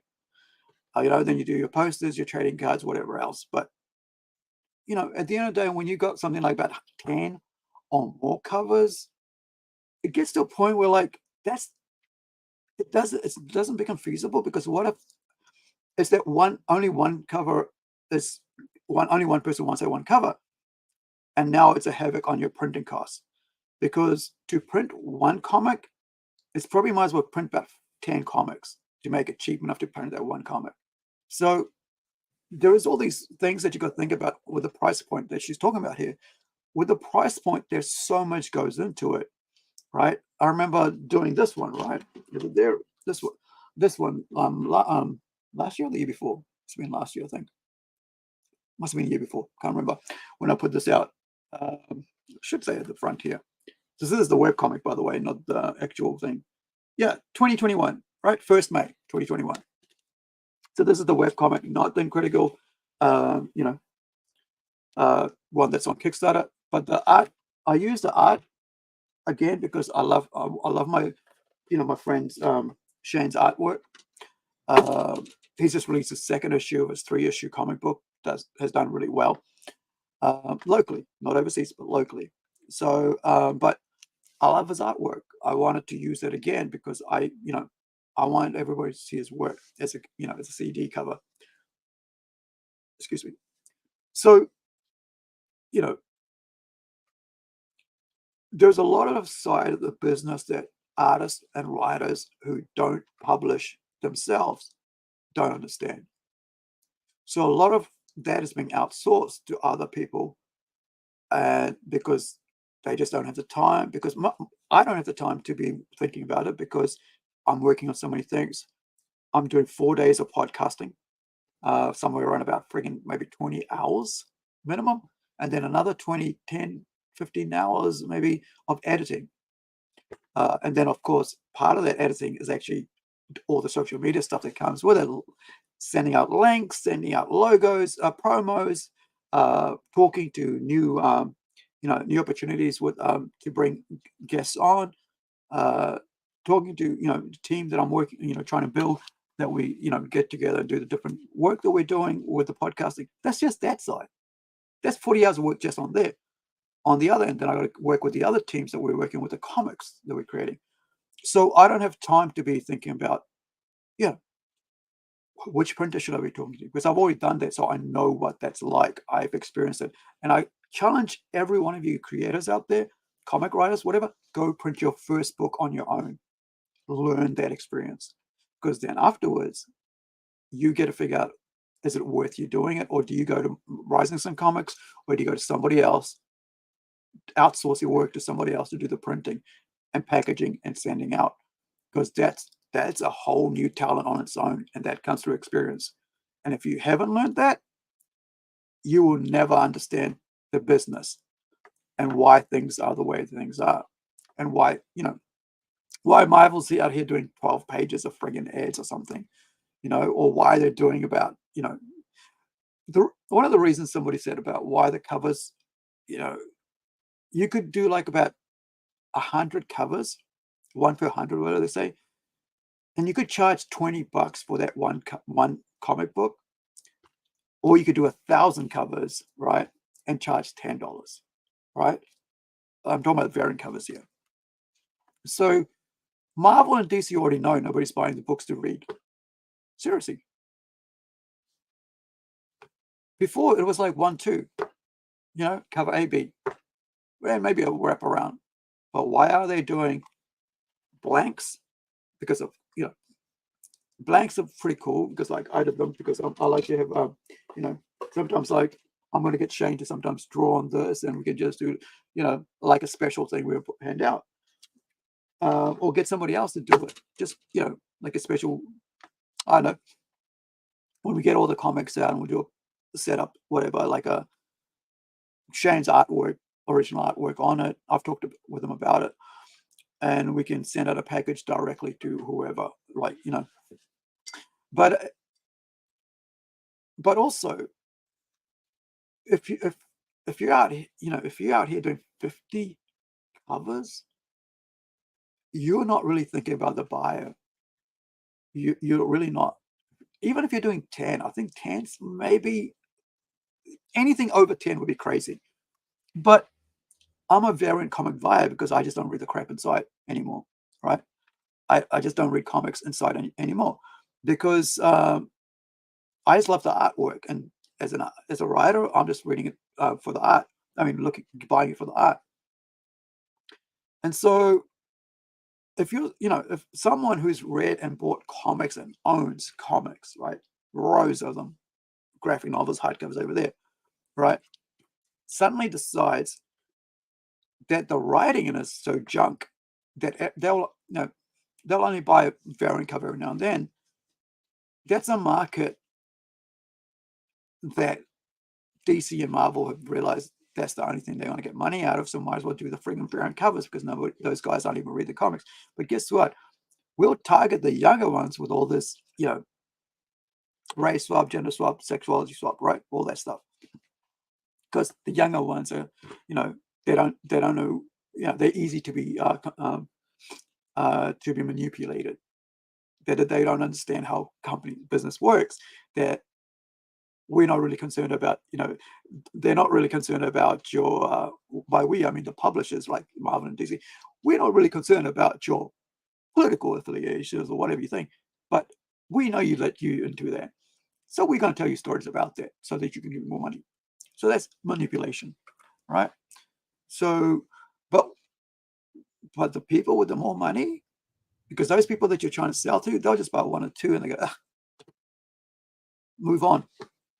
But people like me, who basically spend half their life or more than half their life, right? Maybe 30, 35 years buying comics, right? We are just going to walk away. And the only way you'll get enticed is if you give us variant covers. But then how long is that going to last? How many variant covers do you think we're going to buy to keep your business afloat? At the end of the day, when you start charging $4.99, $9.99 for a book, $5.99 for a book, yeah, why? Well, you might as well just friggin' buy indie comics, right? Just go over to Kickstarter and support a guy on there. Sure, it'll take a while, but guess what? If you buy one like 1 per month, right? You put $10, whatever it is you got over the US, right, towards that Kickstarter project or Indiegogo or Fund My Comic, whatever. You will be able to. There's so many of them out there, and you have lots of different choices. You'll be able to get comics every couple of months, right, or every month, maybe every week if you go to enough people, if you have the money to do that. But why not buy one? Go buy one from Marvel, whatever other mainstream, and then buy one from indie, right?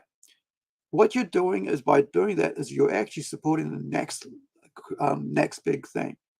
Maybe not, but not only by that I mean like you're actually supporting the next big creator to come out indie. What the mainstream wants to tell you is that stuff out here in indies isn't that good. That's because they're afraid, or they don't want to read, or they don't want to know what's out there because then they think that they're doing well. But when you got creators, right, like Mark Miller, right, Kick-Ass, right, movie deal, $50 million movie deal for his work, for his comics. He doesn't have to do anything. He can just sit at home. But why is he worried about the comic industry? Because he loves the damn thing. Why is Gail talking about these things? Because she loves it as well. That's been her life. Why am I talking about it? Because it's been my life. It's been my number one constant in my life, along with number two, music, right? It's kind of like same thing. But, you know, when they start price gouging in this way, you just got to say, well, do I want to spend my money on them? But we don't say don't. Like Hawk said the other week, just go and support an indie book, right? Support one that's not in the stores. Support one that's out here online. How do you think all these mangas are getting out there? Because people are getting told from each other's friends, go, hey, go check out that book. He's read that webcomic or something. You can be like that for us, right? You can say, oh, I've checked out Aru's book. I checked out Rising Sun. I checked out John De La Rose, or you checked out Tom Hutchinson, and all these other people, right? There's so many people I've interviewed. You can check it out. And we've got so many more who are doing great work. I look at their work and I go, oh, that's good work. I'd love to talk to them about it. I don't just interview anybody, right? I do ask anybody that on my list and I go, let's see if they say yes or no.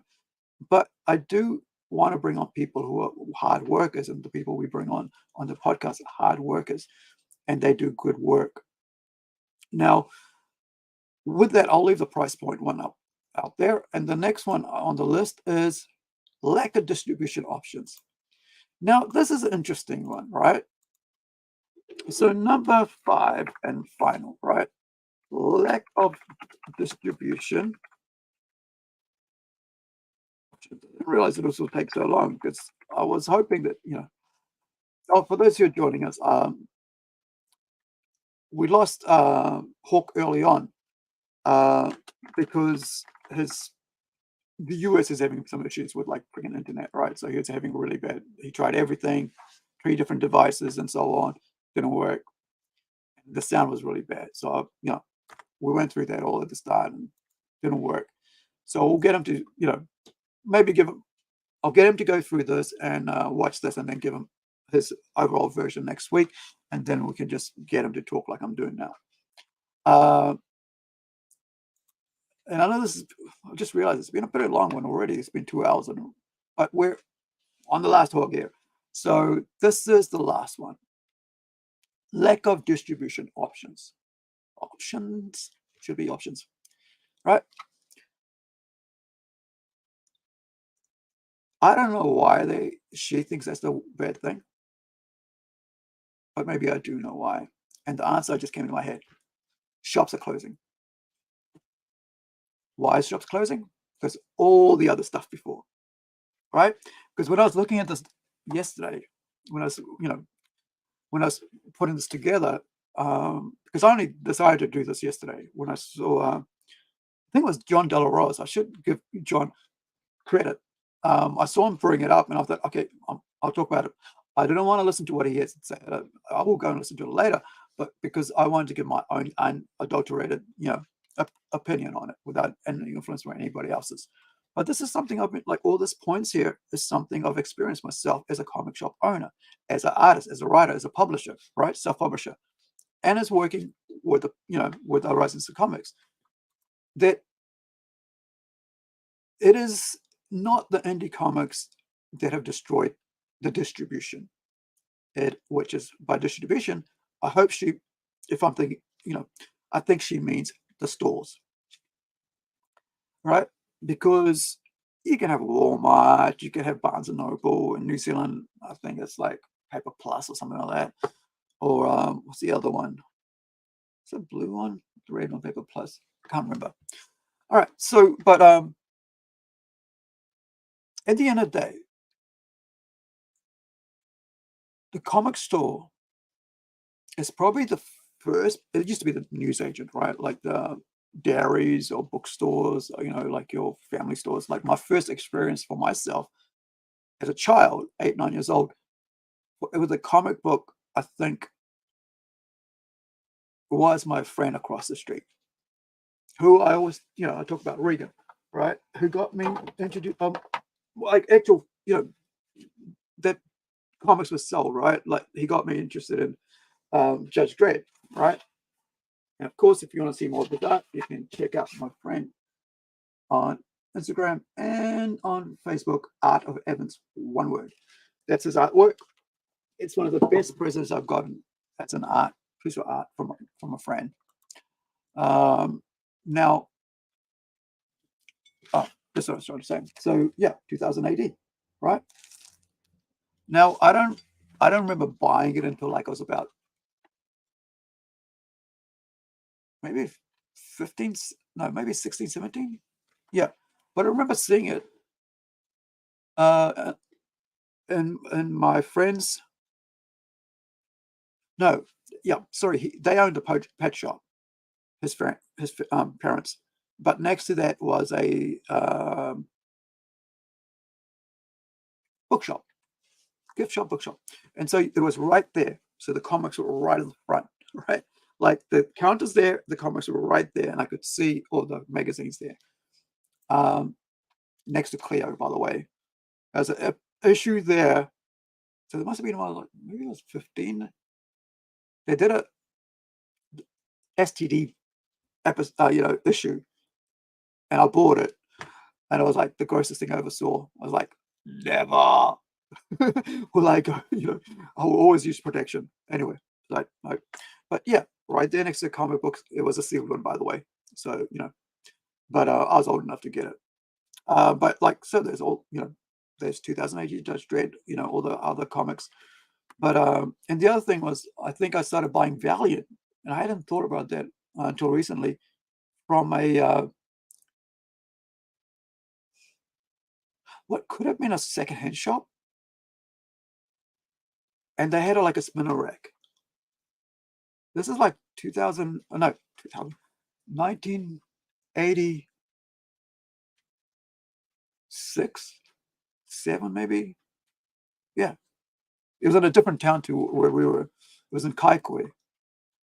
And I was to bus there, go do my chef's course, go, go buy some stuff, go look at some music, listen to some music, look at some books, buy a comic, and come home. And I think I must have bought like Valiant before I bought Batman or DC or Marvel because of that. But it never really stuck with me, so I don't really understand. I don't know whatever happened to those comics either, because I never really thought much. I don't know. At that age, I was concentrating more on comics. I mean, on music. And then later, when I moved away, I was getting, needed escapism because I was on my own most of the time. So I'll go into comics hard out. But anyway, so when you have so many, and just before I was talking about Mark Miller, right, about concern for all the shops closing. Last week we talked about it. It's because of when you flood the market with variants and cheap stories, and by cheap I mean like just whimsy, right?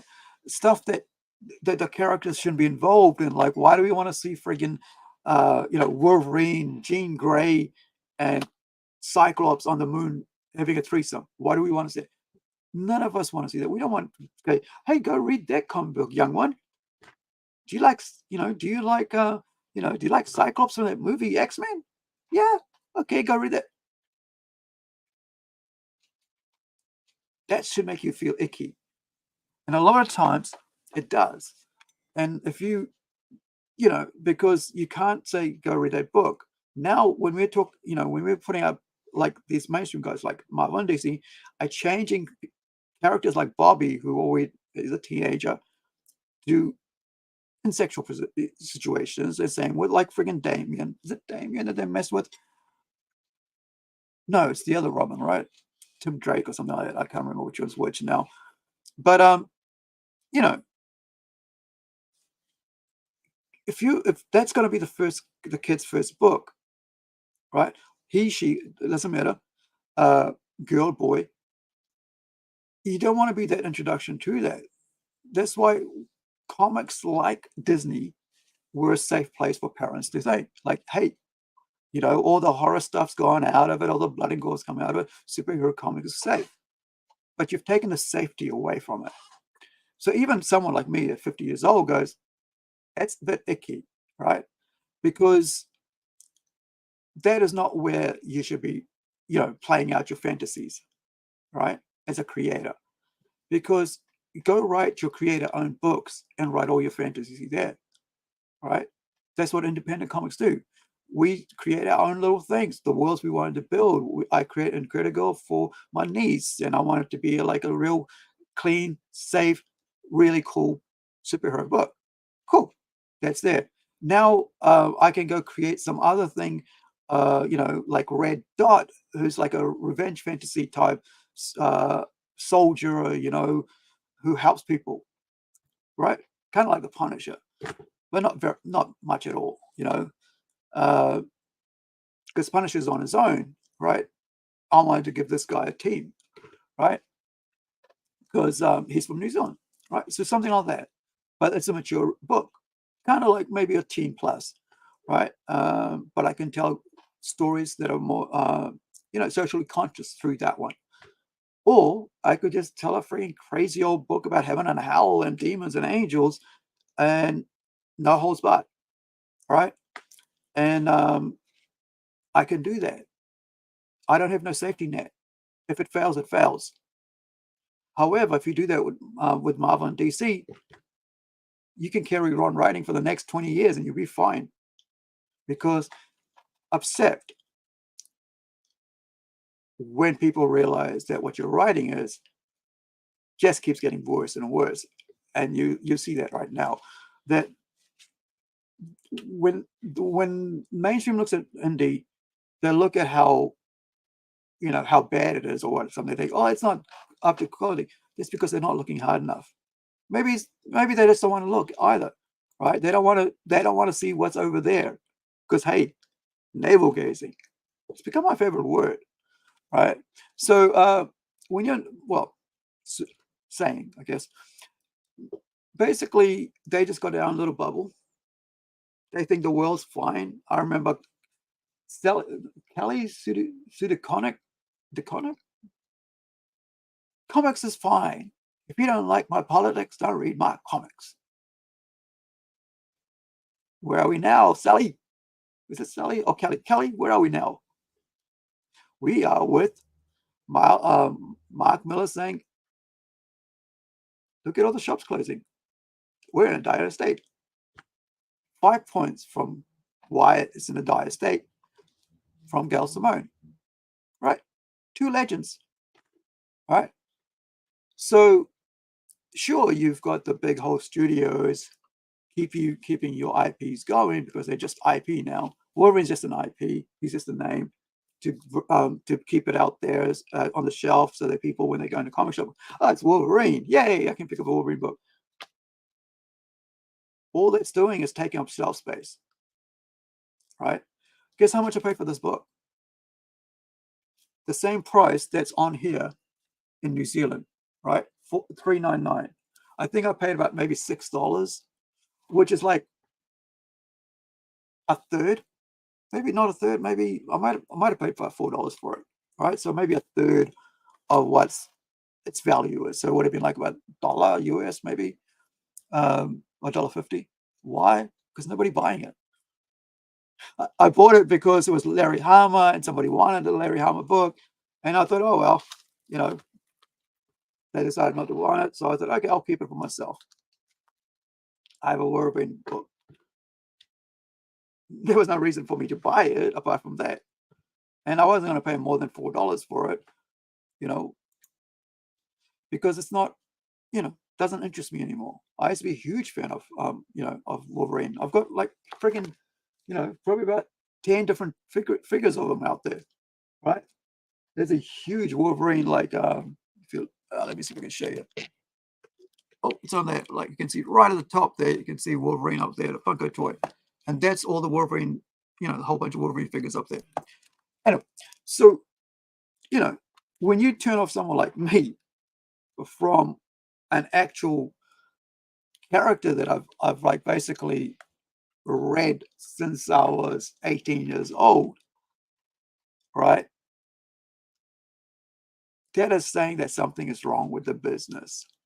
That someone as loyal as me to one specific character, right? And and recently to Batman since 2018, 2019, because of Tom Taylor. No, not Tom Taylor, what's his name? Tom King, right? That if you can make the character so bad and so dumb and so stupid that I will turn away from after being loyal to it for so long, t-shirts, you know, hats, toys, comics, posters, that says it's not me that something's wrong, because I know there's a lot of other people. The business is wrong. The books, the writers, the creators are wrong on it. Because at the end of the day, we will go see the movie, but we will not buy the comic. Why is that? Is the movie wrong? Right? We're looking so forward to seeing Deadpool 3, right? Is it 3 or 4? Can't remember what we were up to, because I know there was a Christmas one, right? Not a Christmas one. There was like a PG version. But anyway, so, you know, so by turning away all the people with the disposable income, as we used to like to say in comics in the day, you know, people who can afford to buy them, to give away, right? To buy one for themselves and one to the son or to the nephew or so on, or introduce them to other people. You don't get that now, right? Because you got to look, what if this is a iffy comic? What if there's something icky going on there? What if I give them the wrong comic, right? You know, and, you know, old brother or sister or somebody goes that you shouldn't be giving these comics. You know, did you know what was inside it? That's where we are right now. Do we know what's inside the comics? Right? So rather than going, hey, you know, try this book out, we go, you know what? No. Go back to the 80s and get that out. Okay, let's go read if you want a comic about birds of prey and something, go back to these ones by Chuck Dixon. You'll be fine. Not to the current ones, because we don't know what the hell's going on in there. You can't be safe with those. Same with Disney, right? So when you start producing stuff that isn't edible, right? That isn't safe, that doesn't feel safe, which is what Disney's been doing for quite a while now, right? Parents just go, you know what, we're not going to get that. So the streaming numbers will go down. People turn off the subscription. I know that happened with Netflix with Cuties, right? And, you know, and with this price hike, it will be the same thing. People go, you know what, while we're in the middle of a freaking recession with inflation, I don't want to pay the extra couple bucks a month on, you know, on Netflix. Why do I need Netflix and Disney? Right? It's the same thing now. That's what I'm saying. Like, why do you want to pay money for something that's costing you way more than it should be? Comics should be around about $2.99. Anything special should be about, you know, depending what it is, right? Quality of paper and all that. $3.99, you know, at least $2.99, $3.99. Great. That's fine. Regular 22-page comic book, right? However, with indies, it costs a bit more because the printing is less, right? And so the rates are higher to get them done, right? So the amount of printing is less, and so on. So there's all that, and there's you know, if that's why I say, learn the business if you're a creator out here. If you won't learn, you won't survive, because you have to know what's going on, both in the printing scene as well as the comic scene, and what is happening around you. I've been, you know, because I've been, you know, comics have been such a huge part of my life. You know, I've been talking to artists and interviewing them since like 2009, You know, I used to make little videos with local creators and stuff, saying, "Hey, what's to promote them." So I've been doing that for so long, over 20 years now. I guess is it 20? No, 15. I don't know, but well, over a decade anyway. But because you can only learn what you want to learn, right? You can only take in what you want to take in. So I said, you got to learn the business. You got to learn as much as you can about the printing costs, about distribution, and if it gets too overwhelming, you can go to people like Rising Sun, do the creative book, create own thing for distribution and all that, but also you can go to other places as well, because, but you got to get out there and support the indies. If you guys want, better stuff out there, more of it, you have to get out there and support the indies, because the mainstream isn't going to give you what you want anymore, because all you're going to get is like barren covers with nothing in the middle. It's going to have a whole, it's like eating a bread with just butter on it, but no meat, right? No vegetables, no, it's just bread and butter. And that doesn't feel or taste good, right? So, try indie comics. You don't have to buy from Rising Sun. There's enough out there, but why not, right? Why not give Rising Sun Comics a go? Why not, when we get issue 2 out, you can try it number 1, right? I'm sure we'll probably release number 1. You can go check that out, and see if you can come back and grab number 2 later. But you at least got to try, right? The sad part of this is that with distribution and the stores going, it's going to harm indie comics as well. Excuse me.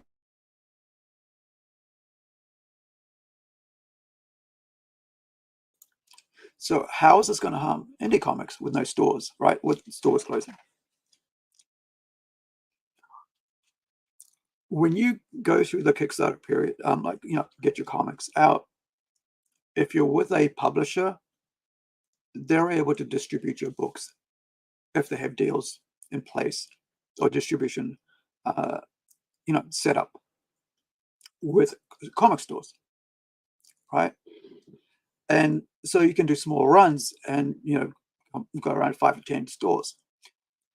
So you can be a creator in New Zealand and go, hey, Rising Sun, can you get our book in a couple of months once we've done, once we've got it to all our to all our Kickstarters and everybody, and like when we got some money, we can print a few more out, and can you see if you can get them in the shops?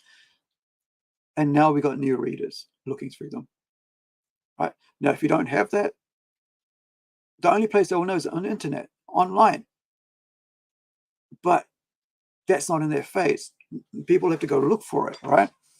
So it's on to us now to promote it and stuff. And that's why I do what I do, by getting other people on here, and I interview them and talk to them about it and have discussion about their comics, because that's where I live. I live on the internet, right? I don't live in America. I don't live in England. I live in New Zealand, but there's no comic shops here. So what I do is I get people to talk about their books, and I try to get as much promotion for them as possible through what I do and what we do here. And but that's cutting off a whole customer base, reader base, fan base, because they never get to see it. Because most of these comics, right, to be honest, will be read once, right? And I'm talking about indie comics as well. Will be read once, put on board, and put away. Right? That's it. Now, however, every time one of those goes to the thing and we end up selling, putting in a comic shop, 4 or 5 people will walk past it, and 1 or 2 of them will buy it. Now they'll read it, and now they'll talk about it. If they like it, they'll talk about it. If they have a podcast, or if they have friends, whatever, the social media, that'll allow us to get out to them. but not many people pay attention to podcasts that are specifically to a, you know, indie book. But there is ways of actually working with people and say, hey man, send us a photo of you with the book. Tell us, give us a review. What do you think? You know, you kind of like, that's what I mean about business. You got to be smart about how you do this, because if you're just out here to do one and done, that's fine. That's cool. But if you want longevity as a creator, to be able to have money to put out more, that in a few years after doing the Kickstarter thing, you no longer have to rely on Kickstarter. Now you've got a deal in place with stores and stuff. Now you don't have to, like, you know, do the grind, as you know. And now you've got somebody already set up there to do that. But that doesn't mean you don't do Kickstarter. You can do it if you want, because that's another way of getting your word out there about your book. And not only that, you actually get people having the book in their hand instead of just getting the word out. That's why we got to, you know, if you're indie creator, you got to work hand in hand to keep those stores alive, man. Because once those stores are gone, they're not coming back. And then all you're gonna have to freaking bend over backwards to get into the, like, Walmart and all that Barnes and Nobles in America, right? Or wherever, you know, whatever big store you guys have elsewhere in the world that has comics in it, you know. And these guys aren't going to want 10 comics; they'll probably want 100. And if they got a network, you know, franchise, that's like 1,000, right? So, do you have the money to print 1,000 books at any given moment? No. Well, then you're going to end up losing that contract. So, but the stores will take 3 or 4 books, right? And if you work with them, you know, and I think those stores need to work with indie creators as well. And you know, soon, hopefully, you know, like Hawk said last week, right? A lot of this closing down of stores, a third of it is the blame has to go on the stores themselves, because they don't give indie creatives a go, indie comic creators a go. They won't even let the books, you know, be there, right? Let alone, you know, sell, have the space, because all those spaces are taken up by this sort of stuff, right? Comics that nobody reads, or if they read, they just buy it to just put, you know, fill a hole, right? So, you know, I think if you're out here as an indie creator, you know, have a look at what Gail says and work, you know, go along with that, work with what she's saying, take those 5 points I put out here, you know, and really look at that, look at what I've said about it. And the solution is in the questions themselves, right? And that's how I've tried to answer them. Hopefully it's helped. But every independent creator needs to learn business. You need to learn business. Do a freaking 3-month course or something. Do an online course or something, but learn business. There's enough YouTube videos out there. I'm sure you know, that you can learn the business, right? Because if you don't, you'll get ripped off.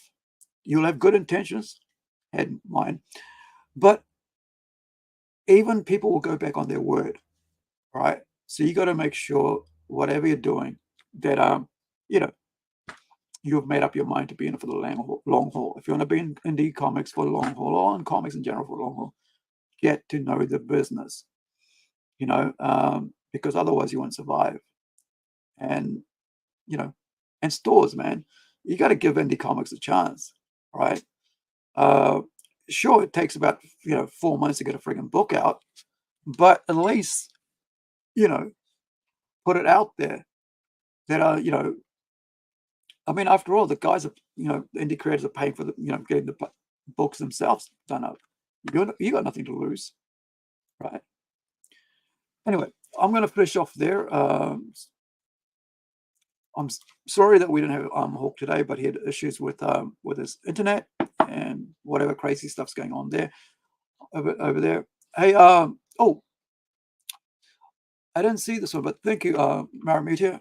It would be good if I'm gonna like. Yeah, I hear you, bud. I agree. Now, talk about which, tomorrow night we've got Jason Lenny, right? From let me just grab that from Funtime Comics. Now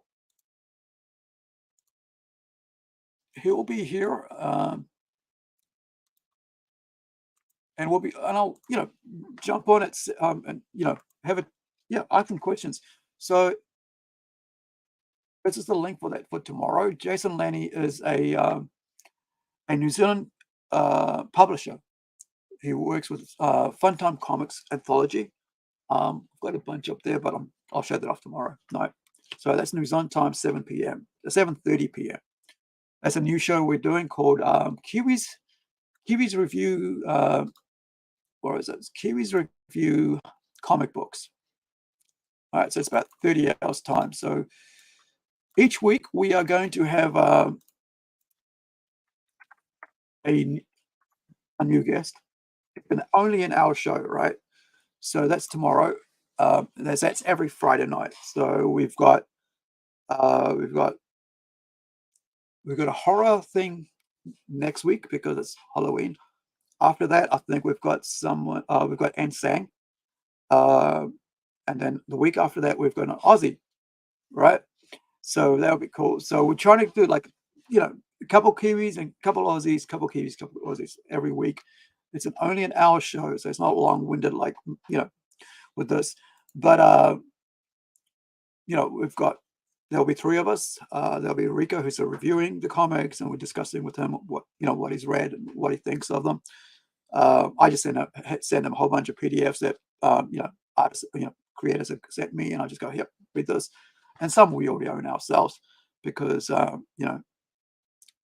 we have their comics. Like I've got Ann Sang's huge Dharma Punks, and also his other one. I think Shaoling Burning. So I've got two of his graphic novels, but we've also got Jason. I think it's Jason Young next week, if I'm right. He's doing the horror comics, so he's coming on for that. Now, that's all I got for you guys today. Thank you for joining me. I really appreciate it. Hopefully, you'll watch this when I reload it up. Without all the, I guess I'll get Hawk next week to talk about his side of this because I think I'd like to hear that publisher. I think it'll be interesting to hear the publisher's side of things to all of these questions.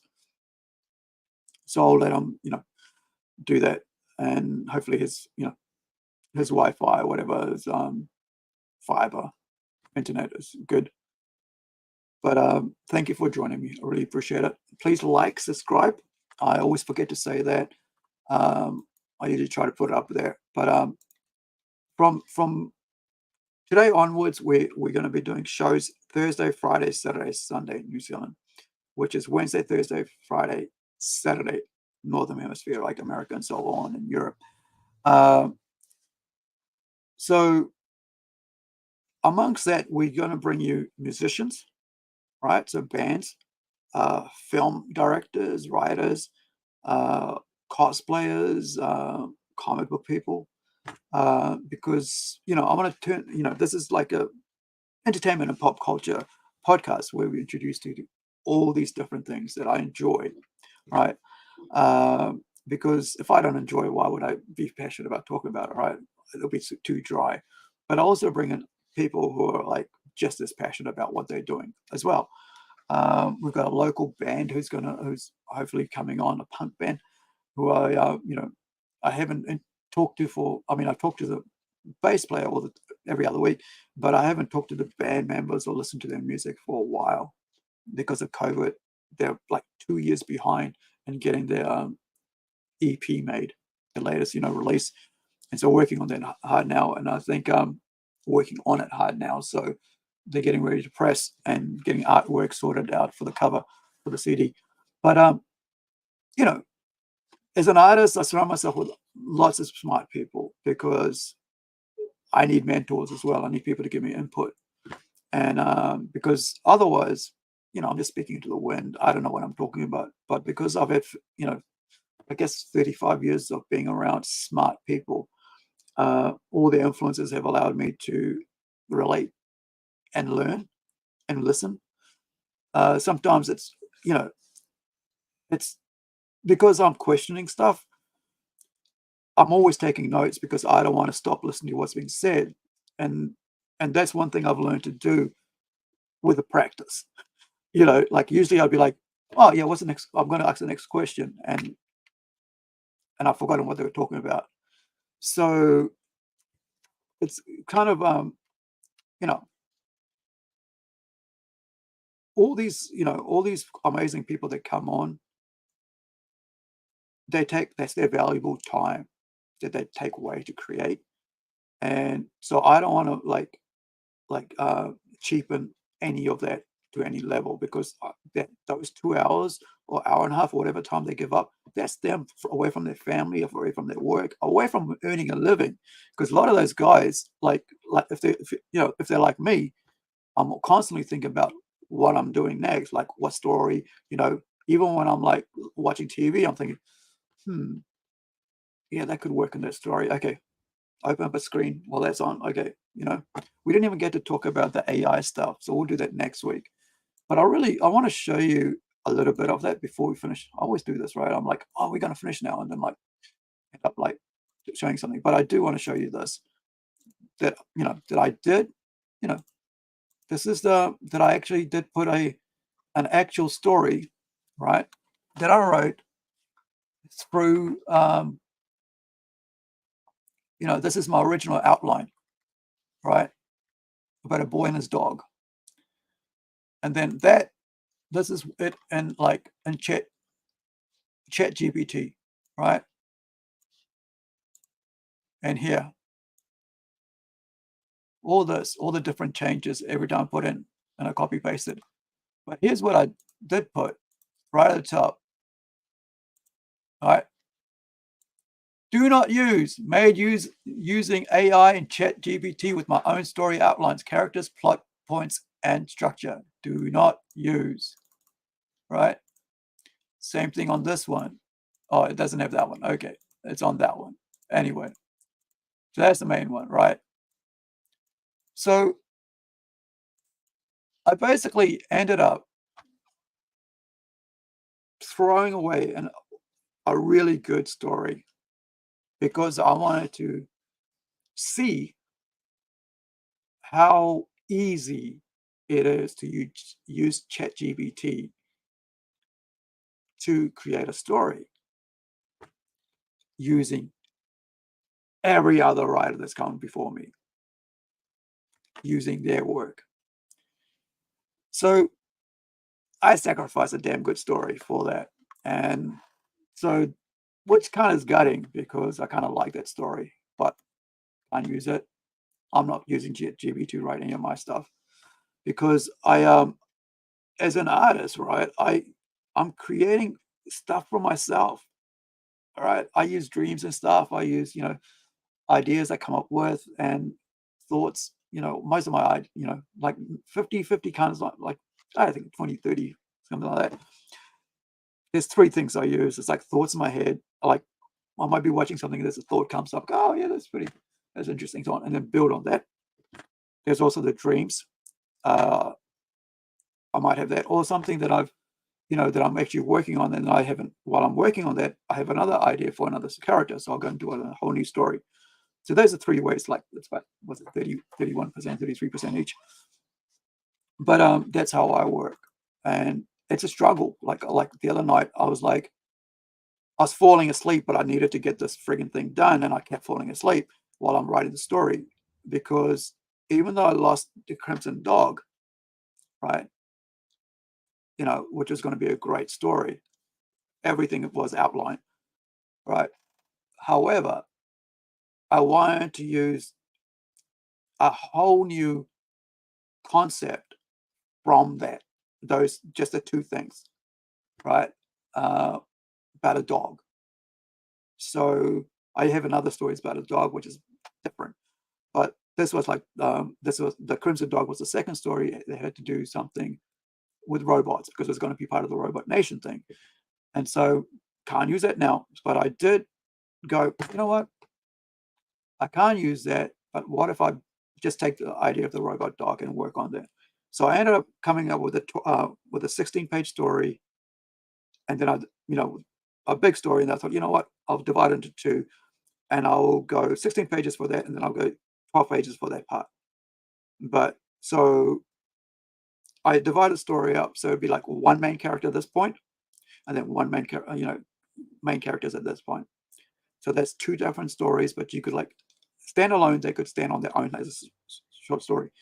But if I hadn't pushed through within that sleeping and 3 hours of just middle of the night, I think it would start about 12 and finish about 3:30 or something like that, I wouldn't have got the story the way all the concepts out, dividing it and everything.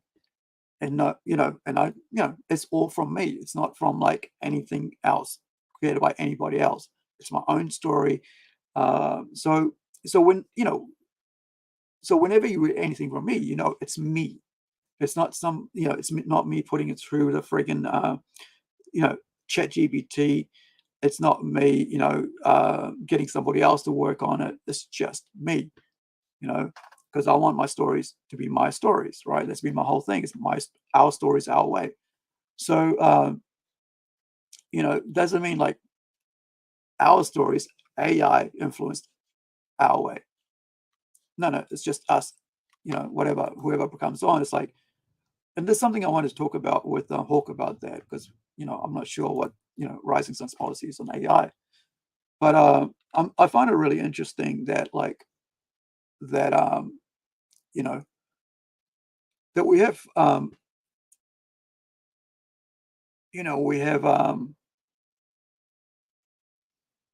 all these writers out there who are getting paid millions, hundreds of thousands,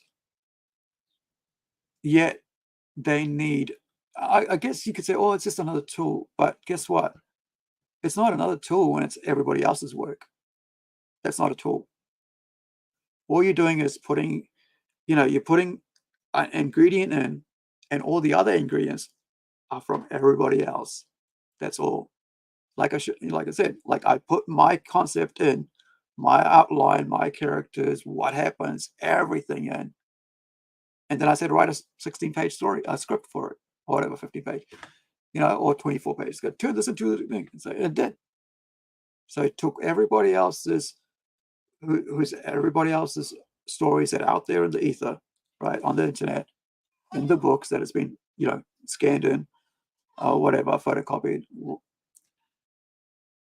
and it's taken from that and it's given me 3-4 versions of it.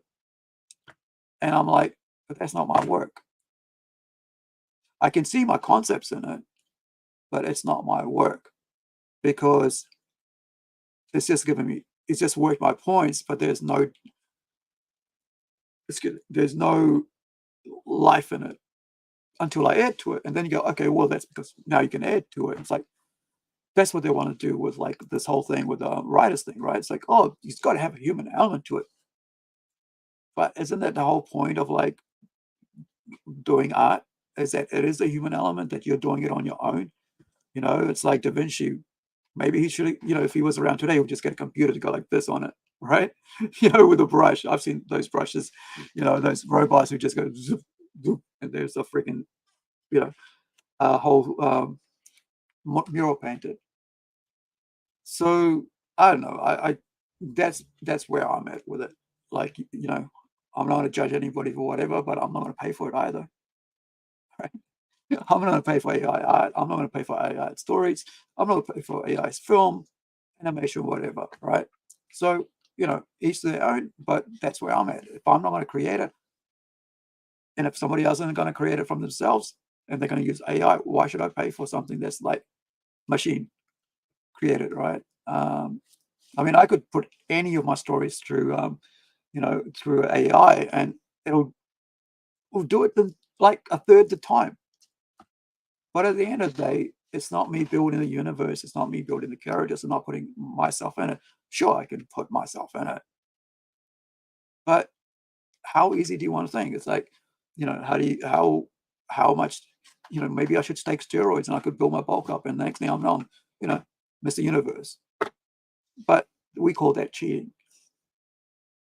So that's where I stand on it. So like, I mean, anybody's welcome to do whatever they want with their lives. That's their choice. Doesn't mean I have to pay for it. Doesn't mean I have to go along with it. And I've decided, I'll sacrifice one good story. I've had to, I've lost a couple of stories over the time, the last 20, 30 years, due to computer error and shit. But this one, it was lost on purpose, just so I could see how easy I could cheat the system.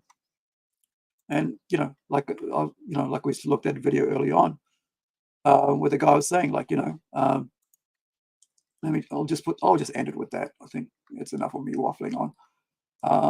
Hold on. All right, let's get this on so I can show you, and I'll definitely finish with this. So thank you so much for joining in today, guys. Really appreciate it. Well, yeah, hopefully we can have a Hawk back on next week, and he can finish up the other part of this. Are we on? We're on there. Okay, let's watch this. This is a film writer, TV dude. This is from Film Threat Interview. This is 1 minute of a 30-minute interview. But years I've made a ton of money, years I've made nothing. But I have to prepare for that all the time. And constantly the business is shifting, it's changing. It always does. So we're in very strange time, because part of the reason too I don't agree with all this writers' room staffing requirements is, first of all, I don't do TV much. I'm a feature person, but also that AI is the big, elephant in the room. That's what we should be focused on, because I already know screenwriters who are higher level pros than me that are using it like crazy, and they won't talk about it, but they're using it to rewrite scenes. Like, I know one screenwriter who will go in and say he knows how to talk to ChatGPT and tell, here's my scene, give me 4 versions of the scene, and then he'll rewrite it. But people are already figuring it out. The genie's out of the bottle. I don't know. That's, I think, the issue we need to focus on right now, or there'll be no jobs for anyone. It's, there's years I've made it. And there it is. Or there'll be no jobs for anyone. Because, I mean, at the end of the day, are you going to pay for art, or are you going to pay for machine-created art? What's got more value? Something drawn by a human hand, or written up, by a person, or something that's been, chucked into a pot, computer pot, whatever, and with everybody else's work in it. I mean, I know we all experience, have influences in it from everybody else in our lives, but when it comes down to writing something, it's a very personal thing. Doesn't matter if it's fantasy or whatever. It's very personal, because you're putting your idea and your life into these characters. You're trying to bring them to life. As an artist, I understand it really well. As a ceramic artist, especially as a ceramic artist, right? As a sculptor, because it's very hands-on. But that doesn't mean that writing isn't hands-on. That doesn't mean that painting isn't hands-on, because they all are. And it's just different ways of it. But, I think it diminishes the final product by, like, if you put it through the machine. But that's all I've got to say. Each to their own, but that's where I'm at. So thank you. Really appreciate it. Ka kite anō. Check us out tomorrow at 7:30 p.m. New Zealand time. That's Friday night, and then Saturday at midday, and then Sunday and then Saturday at about 7 p.m. It's all out there. Like and subscribe, and you'll get all, and check out all the all the live streams that are coming up. So many awesome people every week. Catch you later, guys. Ka kite anō. Hug your loved ones. If they're close by, I should say, because mine aren't. So, but if they're close by, hug them. And you don't know what tomorrow's going to bring. And happy birthday, Dad. Happy 84th. Really, thank you for being a part of my life and for everything.